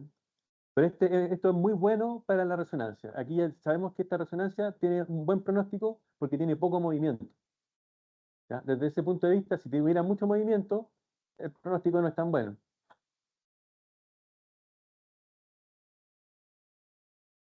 Y aquí está el modelo. Esto es lo que el modelo general lineal. Este es el diseño de matriz. ¿Se acuerdan? Off, on, off, on. Aquí esto es una derivativa que se ocupa en el fondo para controlar el efecto del cambio abrupto entre no señal y señal. Se aplica esta derivativa, ¿ya? Para modelar, para que no se generen artefactos de alta frecuencia, ¿ya? En la señal. Y estos 6 regresores que ustedes ven acá son los 6 regresores de traslación y los 3 de rotación. Entonces, con toda esta información, nosotros le podemos decir al cerebro, ahora sí, cuéntame qué es lo que pasó durante la tarea. Porque le demostramos dónde tiene que estar activo, dónde tiene que estar desactivado, ¿cierto? Y todas las regiones, todas las áreas del cerebro que sigan ese patrón, van a tener un valor estadístico alto. Veamos si es así. Miren, así se ve la tarea. No se vio mucho. Pero está bien, porque esto en un paciente normal se vería. Pero ella, que tenía un problema, ¿cierto? Que estaba con compromiso de conciencia, no logró activación acá. Escucha. El descanso, menos señal vemos. Pero al hacer el contraste, magia. Aparece.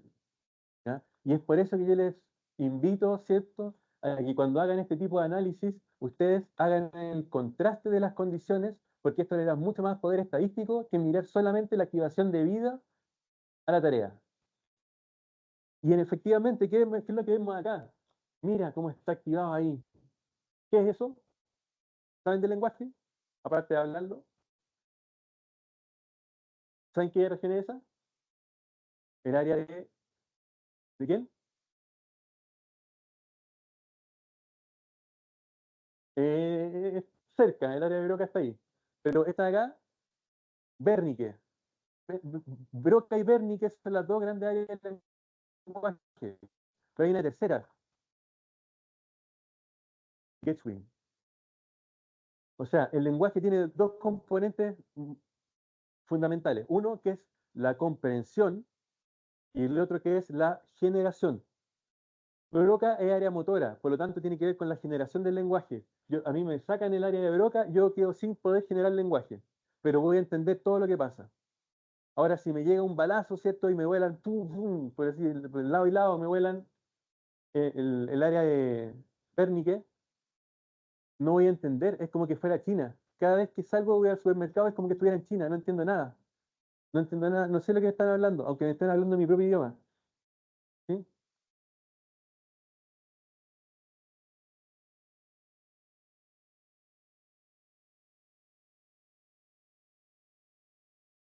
Bueno, entonces tenemos regiones, y esto es interesante porque, no sé, como les decía, es un paciente con compromiso de conciencia, pero se nota que entendió, se activó mucho el área de Wernicke.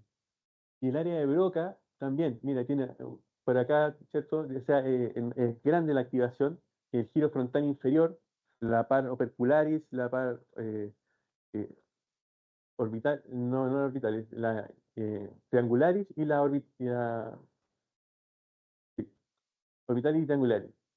Y esto que se ve acá, esto que se ve acá, aquí se nota un poquito más de activación. Esta es el área premotora suplementaria del cerebro. Premotora suplementaria. Premotora, es porque está previa a las regiones motoras y suplementaria porque cumple funciones suplementarias, ¿ya? Eso así, no más que eso. Es un área que nos da un índice de cuán atento o dispuesto estuvo a hacer la tarea de persona, qué tan comprometido estaba. O sea, tengo que escuchar, tengo que poner de mi parte, tengo que hacer. Es ese diálogo interno, ¿ya? Que es cuando que uno lo hace inconscientemente, cuando te sacan la radiografía, no, ya no me tengo que mover, no me tengo que mover, no, pucha, me dijeron que no me moviera y te empecé a mover y te dije, no, no se mueve, estaba tan bien hasta que me dijo que no me moviera, me empezó a mover. Pero bueno, lo mismo pasa acá, ¿ya? Entonces, vimos que por suerte esta paciente no se movió y este otro indicador, cerebelo contralateral. Cuando esto en el lenguaje, una de las cosas que se busca, por ejemplo, si vemos activación acá y vemos activación contralateral en el cerebelo, es que efectivamente este es un control, ¿ya? De que el lenguaje está en el lado izquierdo. Aquí, por si acaso, está derecho, derecho, derecho, derecho, derecho, derecho, right, right, right, right, right. Esto está en vista radiológica, por si acaso. Sí, por eso les digo el lado izquierdo y les estoy mostrando esto, ¿ya? Está radiológico. Pero ella, no sé si será producto de que es mujer, porque las mujeres tienen el lenguaje más lateralizado porque tienen más conectividad cerebral que nosotros, ¿ya? Y bueno, y eso tiene otras implicaciones también, eh, pero a nivel del lenguaje es más común observar lenguaje bilateral, ¿ya? Aunque sea con predominio izquierdo, pero más bilateral que, que en los hombres. Y lo otro en personas que son bilingües tempranas, que aprendieron a hablar una segunda, tercera lengua antes de los 6 años, ustedes van a encontrar este tipo de activación en el cerebro de ellos. Y esas personas están con una ventaja, lo que se llama una reserva cognitiva, porque si tienen un accidente cerebrovascular acá, ellos ya tienen un área especializada en lenguaje y quizás van a dejar de hablar en español, pero van a seguir hablando en francés o en inglés y se van a poder seguir comunicando. ¿Sí?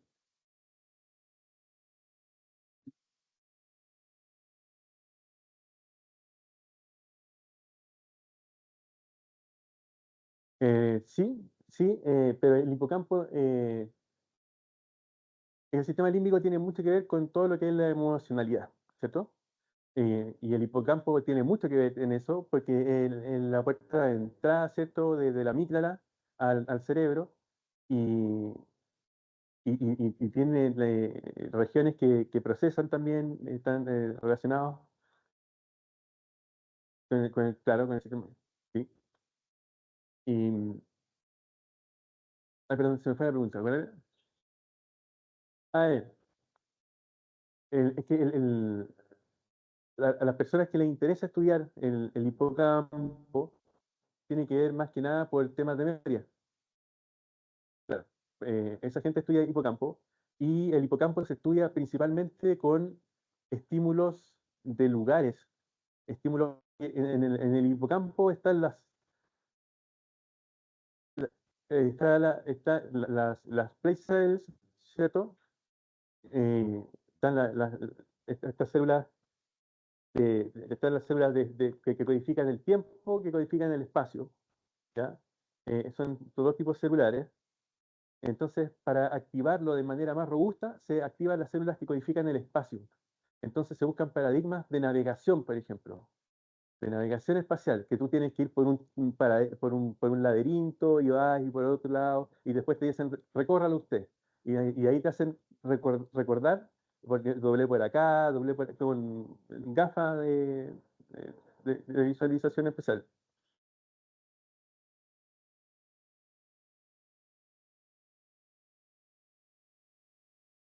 Los videojuegos, sí, sí, de hecho, depende del tipo de videojuego, ¿ya? Tiene que ser RPG. Es decir, de primera persona que tú vas moviéndote y vas siguiendo en el fondo como si estuvieras en un mundo real, tomando decisiones, donde te vas moviendo. Y todo eso. Pero los videojuegos también se ha visto que tienen una alta función en la corteza prefrontal, en decisiones. Y lo otro que también tiene mucho que ver con los videojuegos es el cuerpo estriado. No, no la funcionalidad, pero sí el efecto. Claro, el cuerpo estriado. Y el cuerpo estriado es lo que te genera la recompensa. Y si los videojuegos no generan recompensas, cada uno serían tan entretenidos, po. O sea, uno de repente a media hora buscando la llave para abrir la puerta, para sacar una planta porque se está muriendo, porque vienen los zombies. Y entonces encontraste la llave, y así ya una liberación de dopamina. Y te dice, ya voy a seguir otra media hora más jugando. ¿No? Y días, sí. Mira, así es como se fitió el modelo eh, en nuestro primer contraste, que más o menos seguía ya el patrón de activación, solo la actividad estadística, que yo le puse 2 de 10 en estándar, ¿ya? No alcanzó, pero sí se ve que seguía el patrón.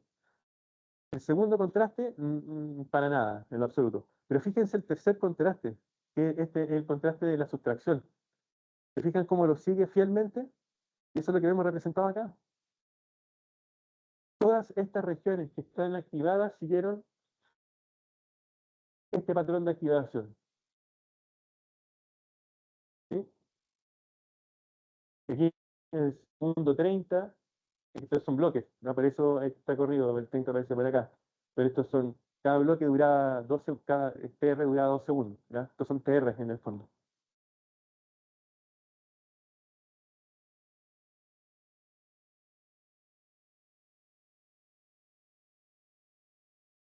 Mm.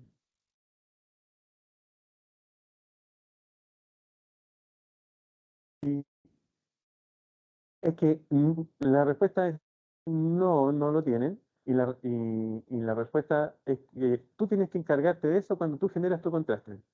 Porque, por ejemplo, exacto. Por ejemplo, en el caso del lenguaje, cuando escuchamos la pista al revés, a nivel de corteza auditiva primaria, el giro de Hertzsprung, ¿cierto? Nosotros, tonotópicamente, es como si hiciéramos un Fourier a la serie, al audio invertido. Vamos a ver el mismo patrón de potencias por banda que si lo hiciéramos con el audio derecho.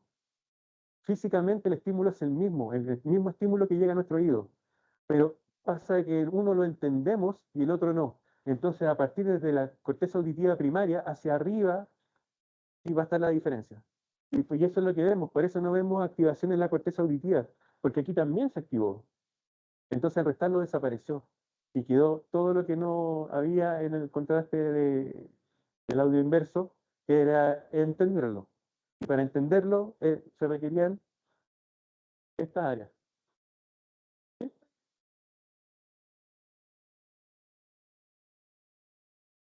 Depende de la tarea, porque hay tareas que tienen componentes más, estas son de área elocuente, lo que decía al principio, área elocuente no se mete en nada de la emoción, no se mete en nada de eso, es corteza, ¿ya? Es corteza, eh, son cosas conscientes, que el lenguaje, que es visual, que es motor, que es eso, ¿ya? Pero sí hay paradigmas que estudian a nivel O sea, bueno, es supratentorial, pero del sistema límbico, es decir, de letriado, de cambio de la base, ¿ya? Hay paradigmas específicos para eso. Aunque, de hecho, eso se estudia más la morfología que la funcionalidad. Por lo otro que se estudia bastante es la conectividad, que también lo vamos a ver en la clase avanzada. O sea, se lo voy a mostrar, ¿ya? Estudios de conectividad. Bien, y veamos cómo quedaron los otros, porque este es el primero de los lenguajes, ¿ya? ¿Qué pasa cuando uno tiene a alguien en el resonador y lo tiene media hora, 40 minutos? La gente se va cansando, ¿cierto? Entonces, imagínense esta paciente pobrecita que está deprimida cognitivamente y que está con ya media hora en el resonador. ¿Cómo habrá salido el lenguaje acá? Mira, aquí de nuevo nada, pero acá, wow, uy, aquí sí se le activó, aquí parece que se anduvo despertando un poco, porque se activó más. Mira, eso es lo que habíamos visto antes. Y ahora, mira cómo se activa Broca. ¿Qué no había visto? Ustedes ven más la segunda ronda de lenguaje, y aquí no tenemos ninguna duda, aunque esto nos dice que hay contralateralización, esto no tenemos ninguna duda de que la función principal del lenguaje está lateralizada hacia la izquierda. Muy bien. Y vamos a ver la tercera ronda de lenguaje, que está, ya uno ya no espera nada, pues ya le salieron bien las dos primeras, ya da un poco lo mismo, pero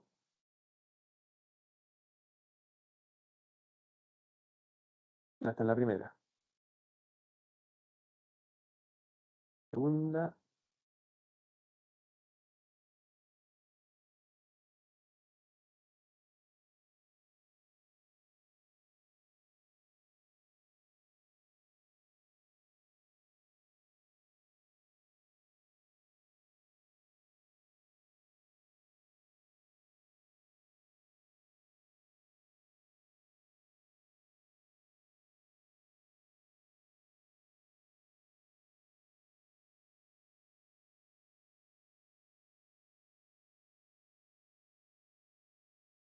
bien, bien, veamos qué pasó con el último registro.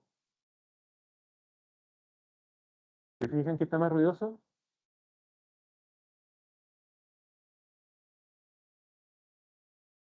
¿Sí? Esto puede ser porque hubo más movimiento o porque también hay un esfuerzo cognitivo y también porque la señal de nuestros pics bajó un poco, entonces hace que la señal de que el ruido, ¿ya?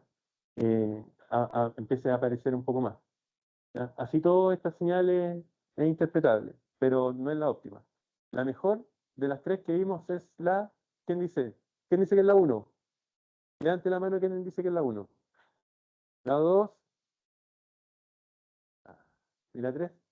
A los que dijeron la 2 está bien, ¿ya? Muy bien.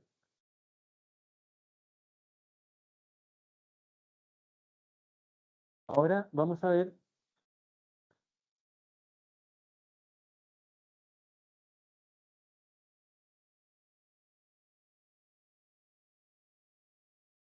qué les parece si ahora vemos la actividad visual de esta paciente. ¿Parece? Veámosla.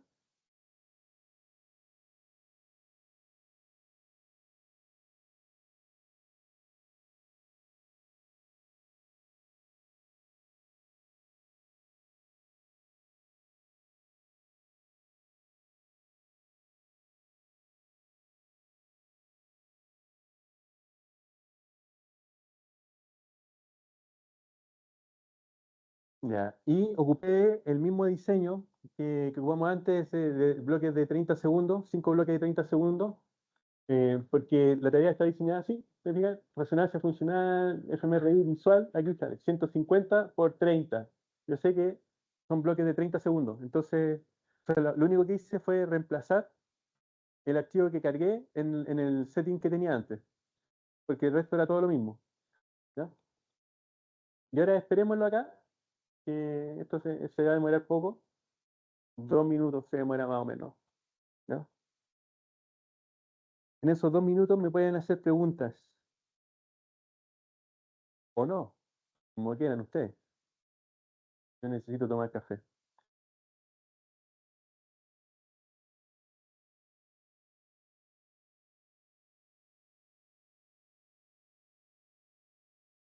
¿A alguien le gustaría hacerse uno de estos exámenes? ¿Sí? A todos. Ya tienen que portarse bien para que les den permiso para ir a Resonador, ¿saben? Cuando vayamos.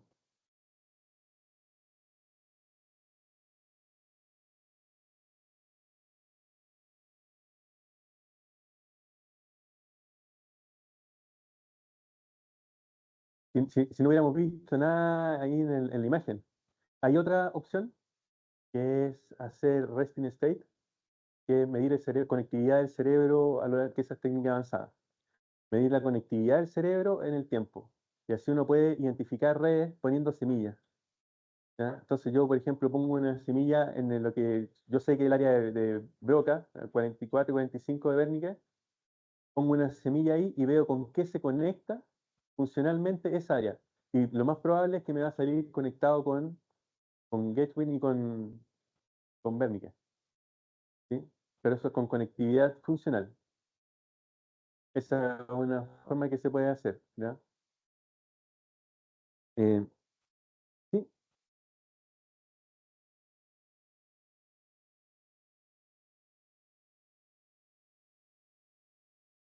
¿ya?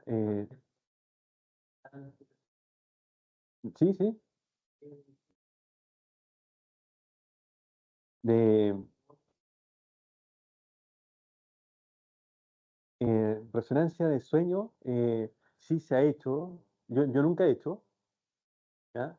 Eh, lo que pasa es que es un poco complicado el setting, ¿ya? De tener a la persona durmiendo, pero hay estudios donde se entrenan a los pacientes, a los participantes, para que puedan reaccionar. Por ejemplo, hay estudios de sueños lúcidos, ¿ya?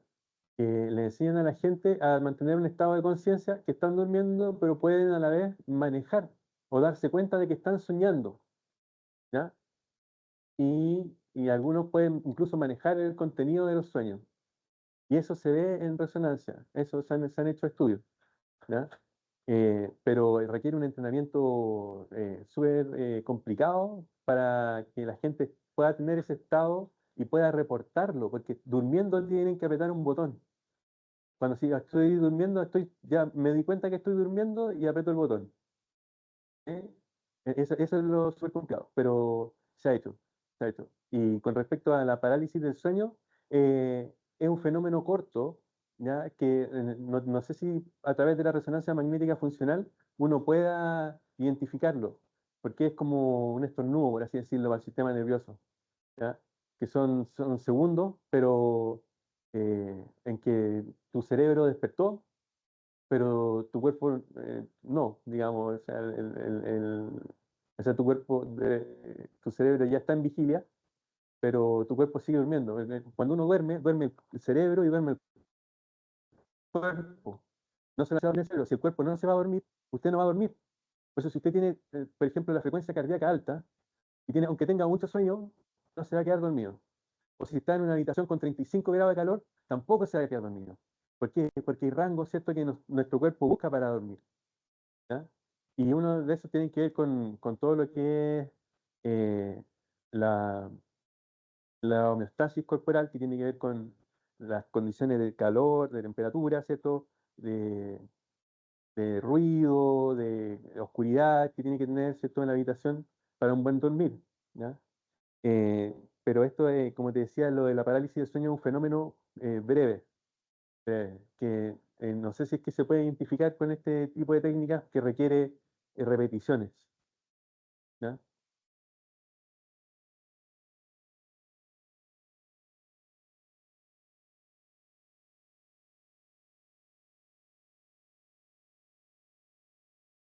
Sí, pues, y justamente tiene que ver lo que hablaba la profesora antes del sistema reticulado.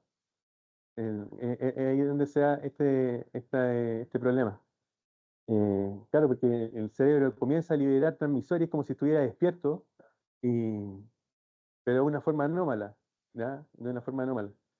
Eh, Por eso la mayoría de la gente tiene sensaciones negativas respecto a la parálisis del sueño. Y no es algo positivo, siempre hay algo que viene con un miedo, que te va a hacer algo. Y eso es porque está actuando en lo más profundo de nuestro subconsciente, que tiene esos miedos. Nuestro subconsciente tiene muchos miedos. ¿Ya? A lo largo de la vida nos hemos encargado de decirle, no, tranquilo, pero es la parte consciente. Pero cuando la parte consciente, la corteza frontal, está dormida todavía, aparece esta otra parte del cerebro que es como, juega como en contra, ¿cierto? Que viene como a-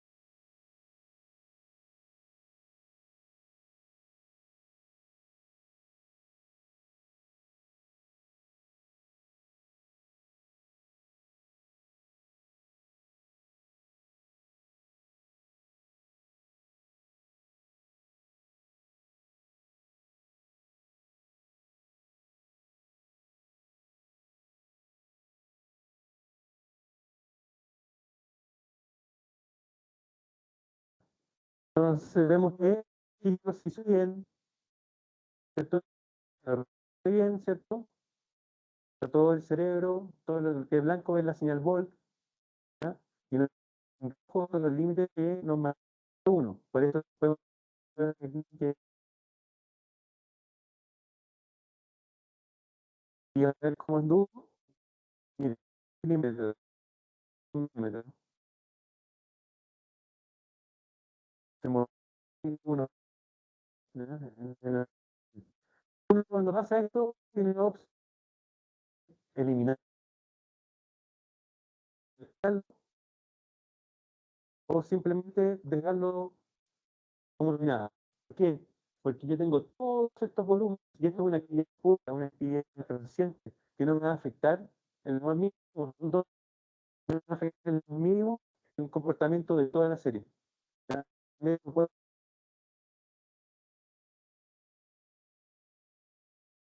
nuevo, nuestro modelo que es igual que el anterior, y mira, ahora sí,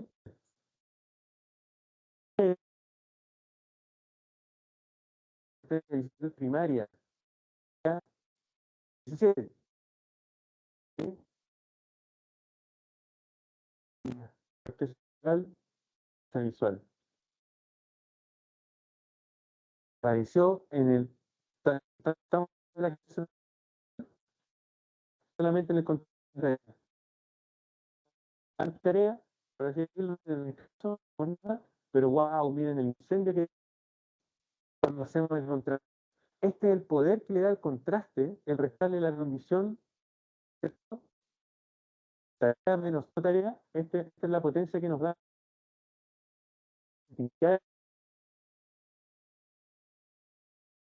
el lenguaje, perdón, visual, pegado en el lenguaje. Y fíjense, el contraste anduvo muy bien, ¿ya?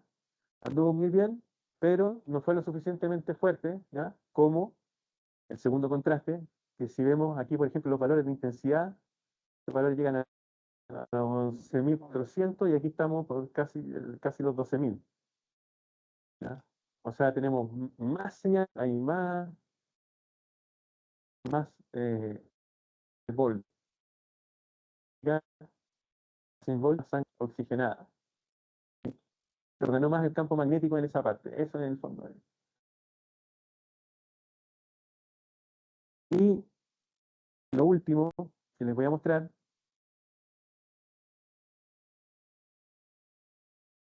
está claro aquí, no hay nada en otro mundo, ¿ah? Acá no hay ningún secreto y cosas, o sea, el único secreto que tenía ya se los dije.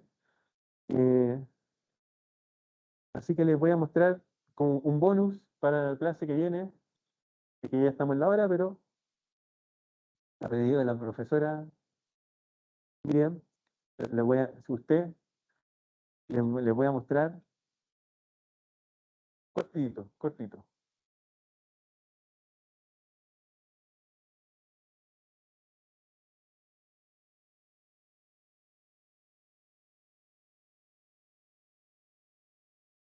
Esto que ustedes ven acá es un cerebro, ¿cierto? Es un corte coronal. Y si se fijan, en cada uno de los voxeles hay una raya. Esa raya es un tensor de difusión. ¿Por qué? Porque esto yo ya lo pasé, lo procesé. Cada voxel estudié hacia dónde se movían las moléculas de agua. Y así pude generar este mapa que me dice aquí, todo esto, las moléculas de agua se mueven aquí, aquí, acá, acá. Y yo uniendo esto, ¿ya? Viendo cómo es la distribución de los distintos tensores de difusión, yo puedo estimar tractos y ver cuáles son los tractos que se mueven en la dirección, ¿cierto? Mira, eh, tenemos la dirección X, y Z. Los, va- los voxeles que suman, ¿ya? En el eje Z van a ver azules, los que suman en el eje X van a ver rojo y en el eje Y verdes. ¿Ya? O sea, hay codificación por color. Entonces, hablamos antes del lenguaje, ¿sí? O áreas visuales. ¿Qué quieren ver? Porque acá, esto es para estudiar conectividad. Lenguaje, porque imaginémonos que la señorita que estábamos estudiando, la paciente, no pudimos sacar imágenes del lenguaje. Veamos si con esto podemos obtener algo relacionado al lenguaje. ¿Les parece? Ya. Entonces, lo que vamos a hacer, vamos primero a decirle, normalízame la imagen, llévala a un atlas, porque en este atlas tenemos ya presegmentado distintas regiones de interés, ¿ya? Entre ellas el área de Broca y el área de Bell. Entonces ahora está corregistrando esto, se demora un par de segundos, está corregistrando el atlas, lo está llevando a la forma del sujeto, y ahora tenemos todas estas regiones para mirar la conectividad. La ínsula, ¿ustedes saben para qué sirve la ínsula? ¿O qué función tiene la ínsula? Tiene que ver con las sensaciones, tiene que ver con la conectividad de nuestro pensamiento con nuestro cuerpo. La somatización ocurre gracias a la ínsula. Eso que usted le siente mariposa en la guata porque ve a alguien que le gusta, eso lo genera la ínsula. Lo mismo que ese miedo, esos que se le paran los pelitos así como que dan escalofríos cuando está viendo una película de terror y tiene que ir al baño, ¿ah? El interruptor está al otro lado del pasillo y tiene que meterse a oscura, ¡ah, puta la cuestión! ¿Ya? Y sin ningún motivo, pero bueno, es la ínsula, ¿ya? Y la amígdala. Entonces veamos la conectividad, pero dijimos que veamos, aquí podemos ver lo que sea, pero veamos en la conectividad del lenguaje, ¿ya? Veamos, o veamos la conectividad visual, ahí está, que nos salió acá, ¿ya? La fisura calcarina.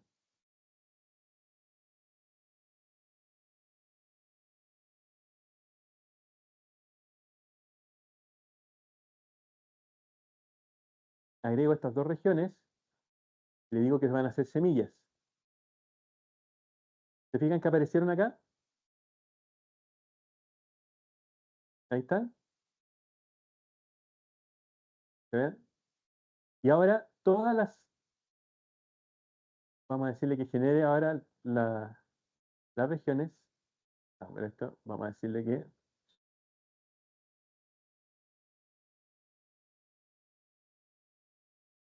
ahora empieza a generar todos los tractos que pasan por esas regiones.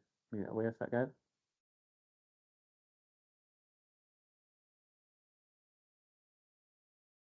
Y aquí vemos la conectividad de las áreas visuales. Mira, esto va al cerebelo.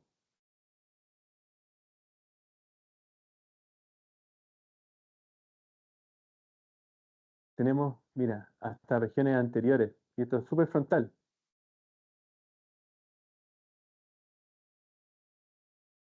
Y hay una asimetría. Ustedes pueden ver, hay una asimetría súper fuerte en el sistema visual.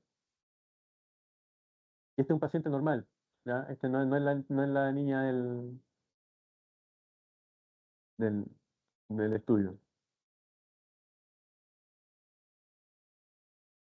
Ya, vamos a poner orbital, la triangularis y la orbitalis.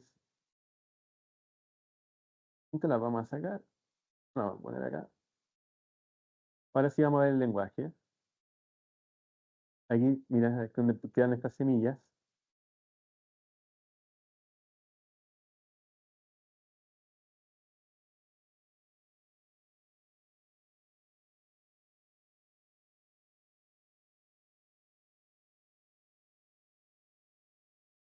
Vamos a dejar así. Vamos a borrar esto. Y ahora sí, vamos a ver solamente con información anatómica cuál es el sistema del lenguaje, ¿ya? ¿Dónde está el lenguaje en esta paciente?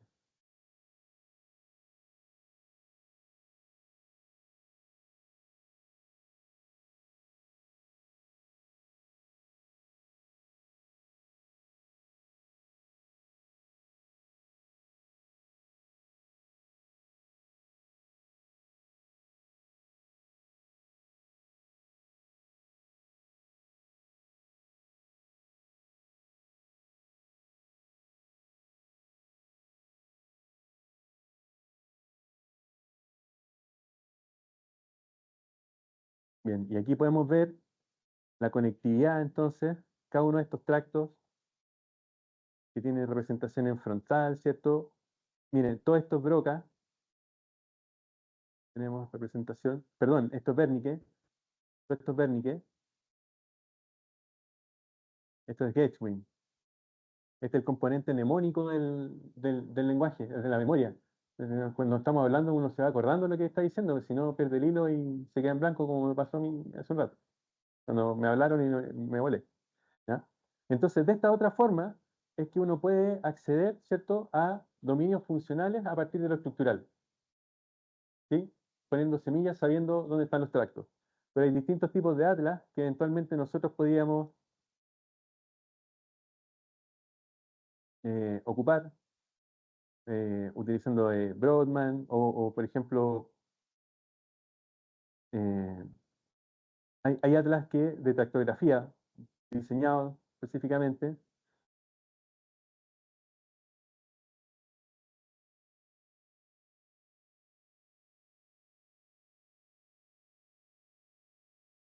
Básicamente ahí estamos viendo el fascículo arcuato, esto es la región orbital, frontal, la parte angularis, que es esa de acá, que es esta región de acá. Y así podemos ver con detalle cómo de hecho esto es complementario a las imágenes, porque si usted es un cirujano, le entrega esta información y le dice, los tractos pasan por acá, señor, eso es como que, wow, una información súper importante, ¿sí? Porque cuando un cirujano ve el cerebro, él no ve estos tractos, él ve una masa, una gelatina, no sabe lo que está cortando. Entonces, si nosotros le damos esta orientación, él va a saber cuántos milímetros o cuántos centímetros se puede mover dentro de un tejido sin afectar mira, y siguen generando ese tracto. ¿Mm? ¿Se fijan qué bonito quedó? El componente frontal, el temporal y el parietal del lenguaje.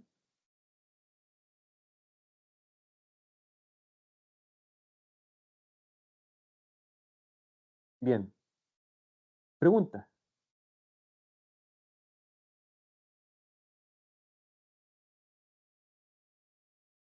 ¿Preguntas? ¿Quedó claro, sí? ¿Lo que vimos? ¿Sí? Ya. O sea, en el fondo, el mensaje, el corazón último del análisis de por resonancia magnética es el modelo general lineal. Ese off-on, off-on, off-on. Ese es el corazón de la resonancia magnética funcional. Ese contraste. ¿Sí? Así que ese contraste tiene que ser lo más exacto posible. Cada off tiene que tener exactamente lo mismo que el on, menos lo que nos interesa estudiar. ¿Sí? Pregúntale, acá le pregunta, ¿no?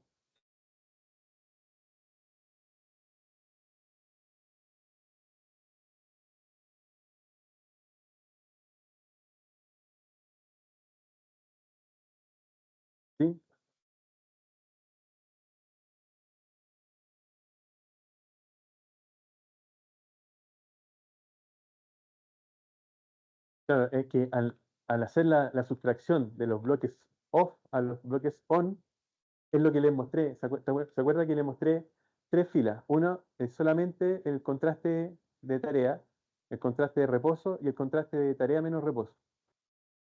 El contraste de menos reposo, de tarea menos reposo, tiene en la sustracción de todos los bloques, es la actividad de todos los bloques on menos todos los bloques off.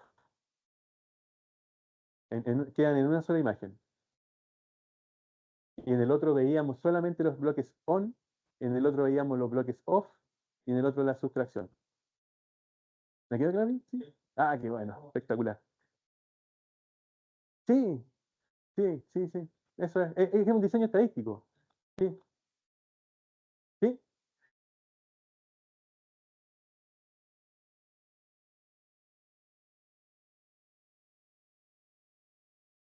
Todo lo que es cirugía de cerebro, usted va a querer tener la más información que pueda de las áreas elocuentes. Esto ya sea por alguna malformación arteriovenosa, tumor, eh, epilepsia se hace mucho, harto en epilepsia se hace. ¿Por qué? Porque curiosamente la epilepsia da más en el lado izquierdo del cerebro que en el lado derecho. ¿Está bien usted? Así es.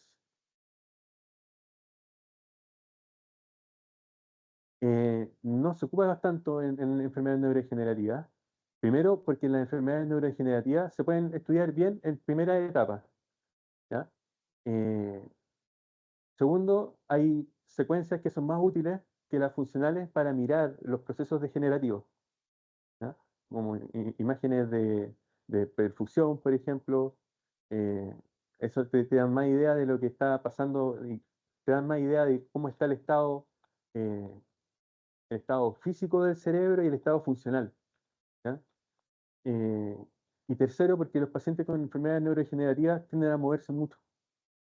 Hay muchos movimientos de Parkinson, por ejemplo, uno tiene que utilizar secuencias lo más corta posible o el paciente anestesiarlo, ¿ya? Para poder hacer los estudios de Parkinson, por ejemplo, no sé, de estudiar todo el sistema de recompensa, todo lo que es dopamina, se puede estudiar, se estudia mejor con PET, ¿ya? Que con resonancia. Eso sí, en trastornos neurodegenerativos es quizás mejor utilizar PET, ¿ya?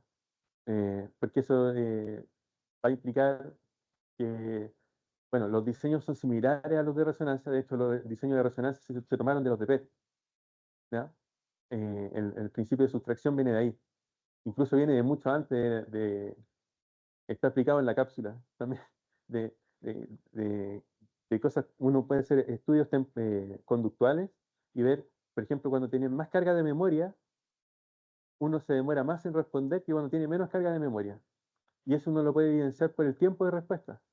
Entonces yo, estudiando cuánto te demoraste en responder, puedo saber cuánta carga de memoria tenía en ese evento, ¿sí? Eso es cuando aparece la diapo de Saúl Stenberg, que creó la prueba de Stenberg de memoria. Sí. ¿Alguna otra consulta? Diga. ¿Ya? ¿Ya? ¿Sí?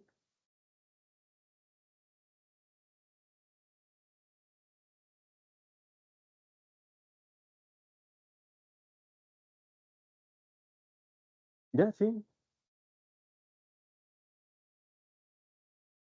Ya. Eh, Nosotros para eso tenemos que mapear el cerebro primero y saber cuál es el área de interés que está relacionada, por ejemplo, con la ludopatía. Pensemos, porque queremos eliminar Arturo Vidal, ven para acá.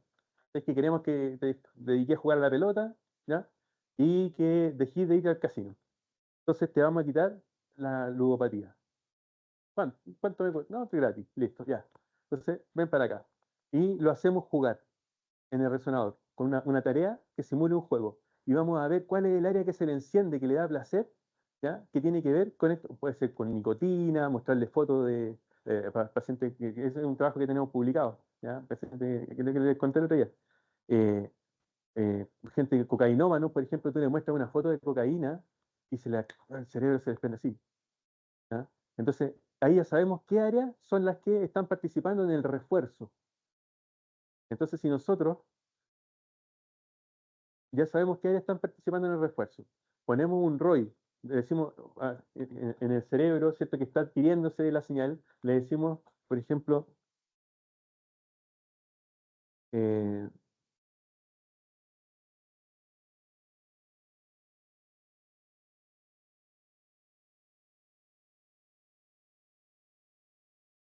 ya, este cerebro, tenemos que las áreas de activación, por ejemplo, están relacionadas al sistema de placer, ¿ya? Por ejemplo, al putamen, ¿ya? Entonces, nosotros ponemos un ROI en el putamen y decimos vamos a capturar la señal que viene desde el putamen izquierdo, porque el que más mostró que estaba relacionado con el sistema de recompensa Arturo Vidal, ¿ya? Entonces, ponemos un ROI y medimos la señal Volt que viene desde esa región. Como sabemos que él, en su condición patológica, él exacerba la activación en esa región, al ponerlo a jugar, ¿qué vamos a encontrar acá? Mucha señal, ¿cierto? Pero si yo ahora tomo esta señal y la bypaseo, ¡pop!, y la tiro a otro computador, donde ese sea un input de una función que regule la amplitud de una llama o de una vela. Mientras más intensa es la señal en esta región del cerebro, más grande es la llama. Y yo lo pongo en una pantalla y se la muestro a Arturo Vidal. Y le digo, Arturo, tú tienes que hacer que esta llama se achique lo más posible. Y achicarla lo más posible significa que reduzca la actividad de esa región de su cerebro lo más posible. Y el cerebro mágicamente empieza a explorar y Arturo Vidal no sabe lo que estamos haciendo. Él lo único que sabe es que tiene que achicar una llama de alguna forma con su mente. Entonces puede pensar, cantar, lo que sea, estrategia hasta que en un momento, pum, el cerebro encuentra, ¡pah!, y se pega una bajada la llama.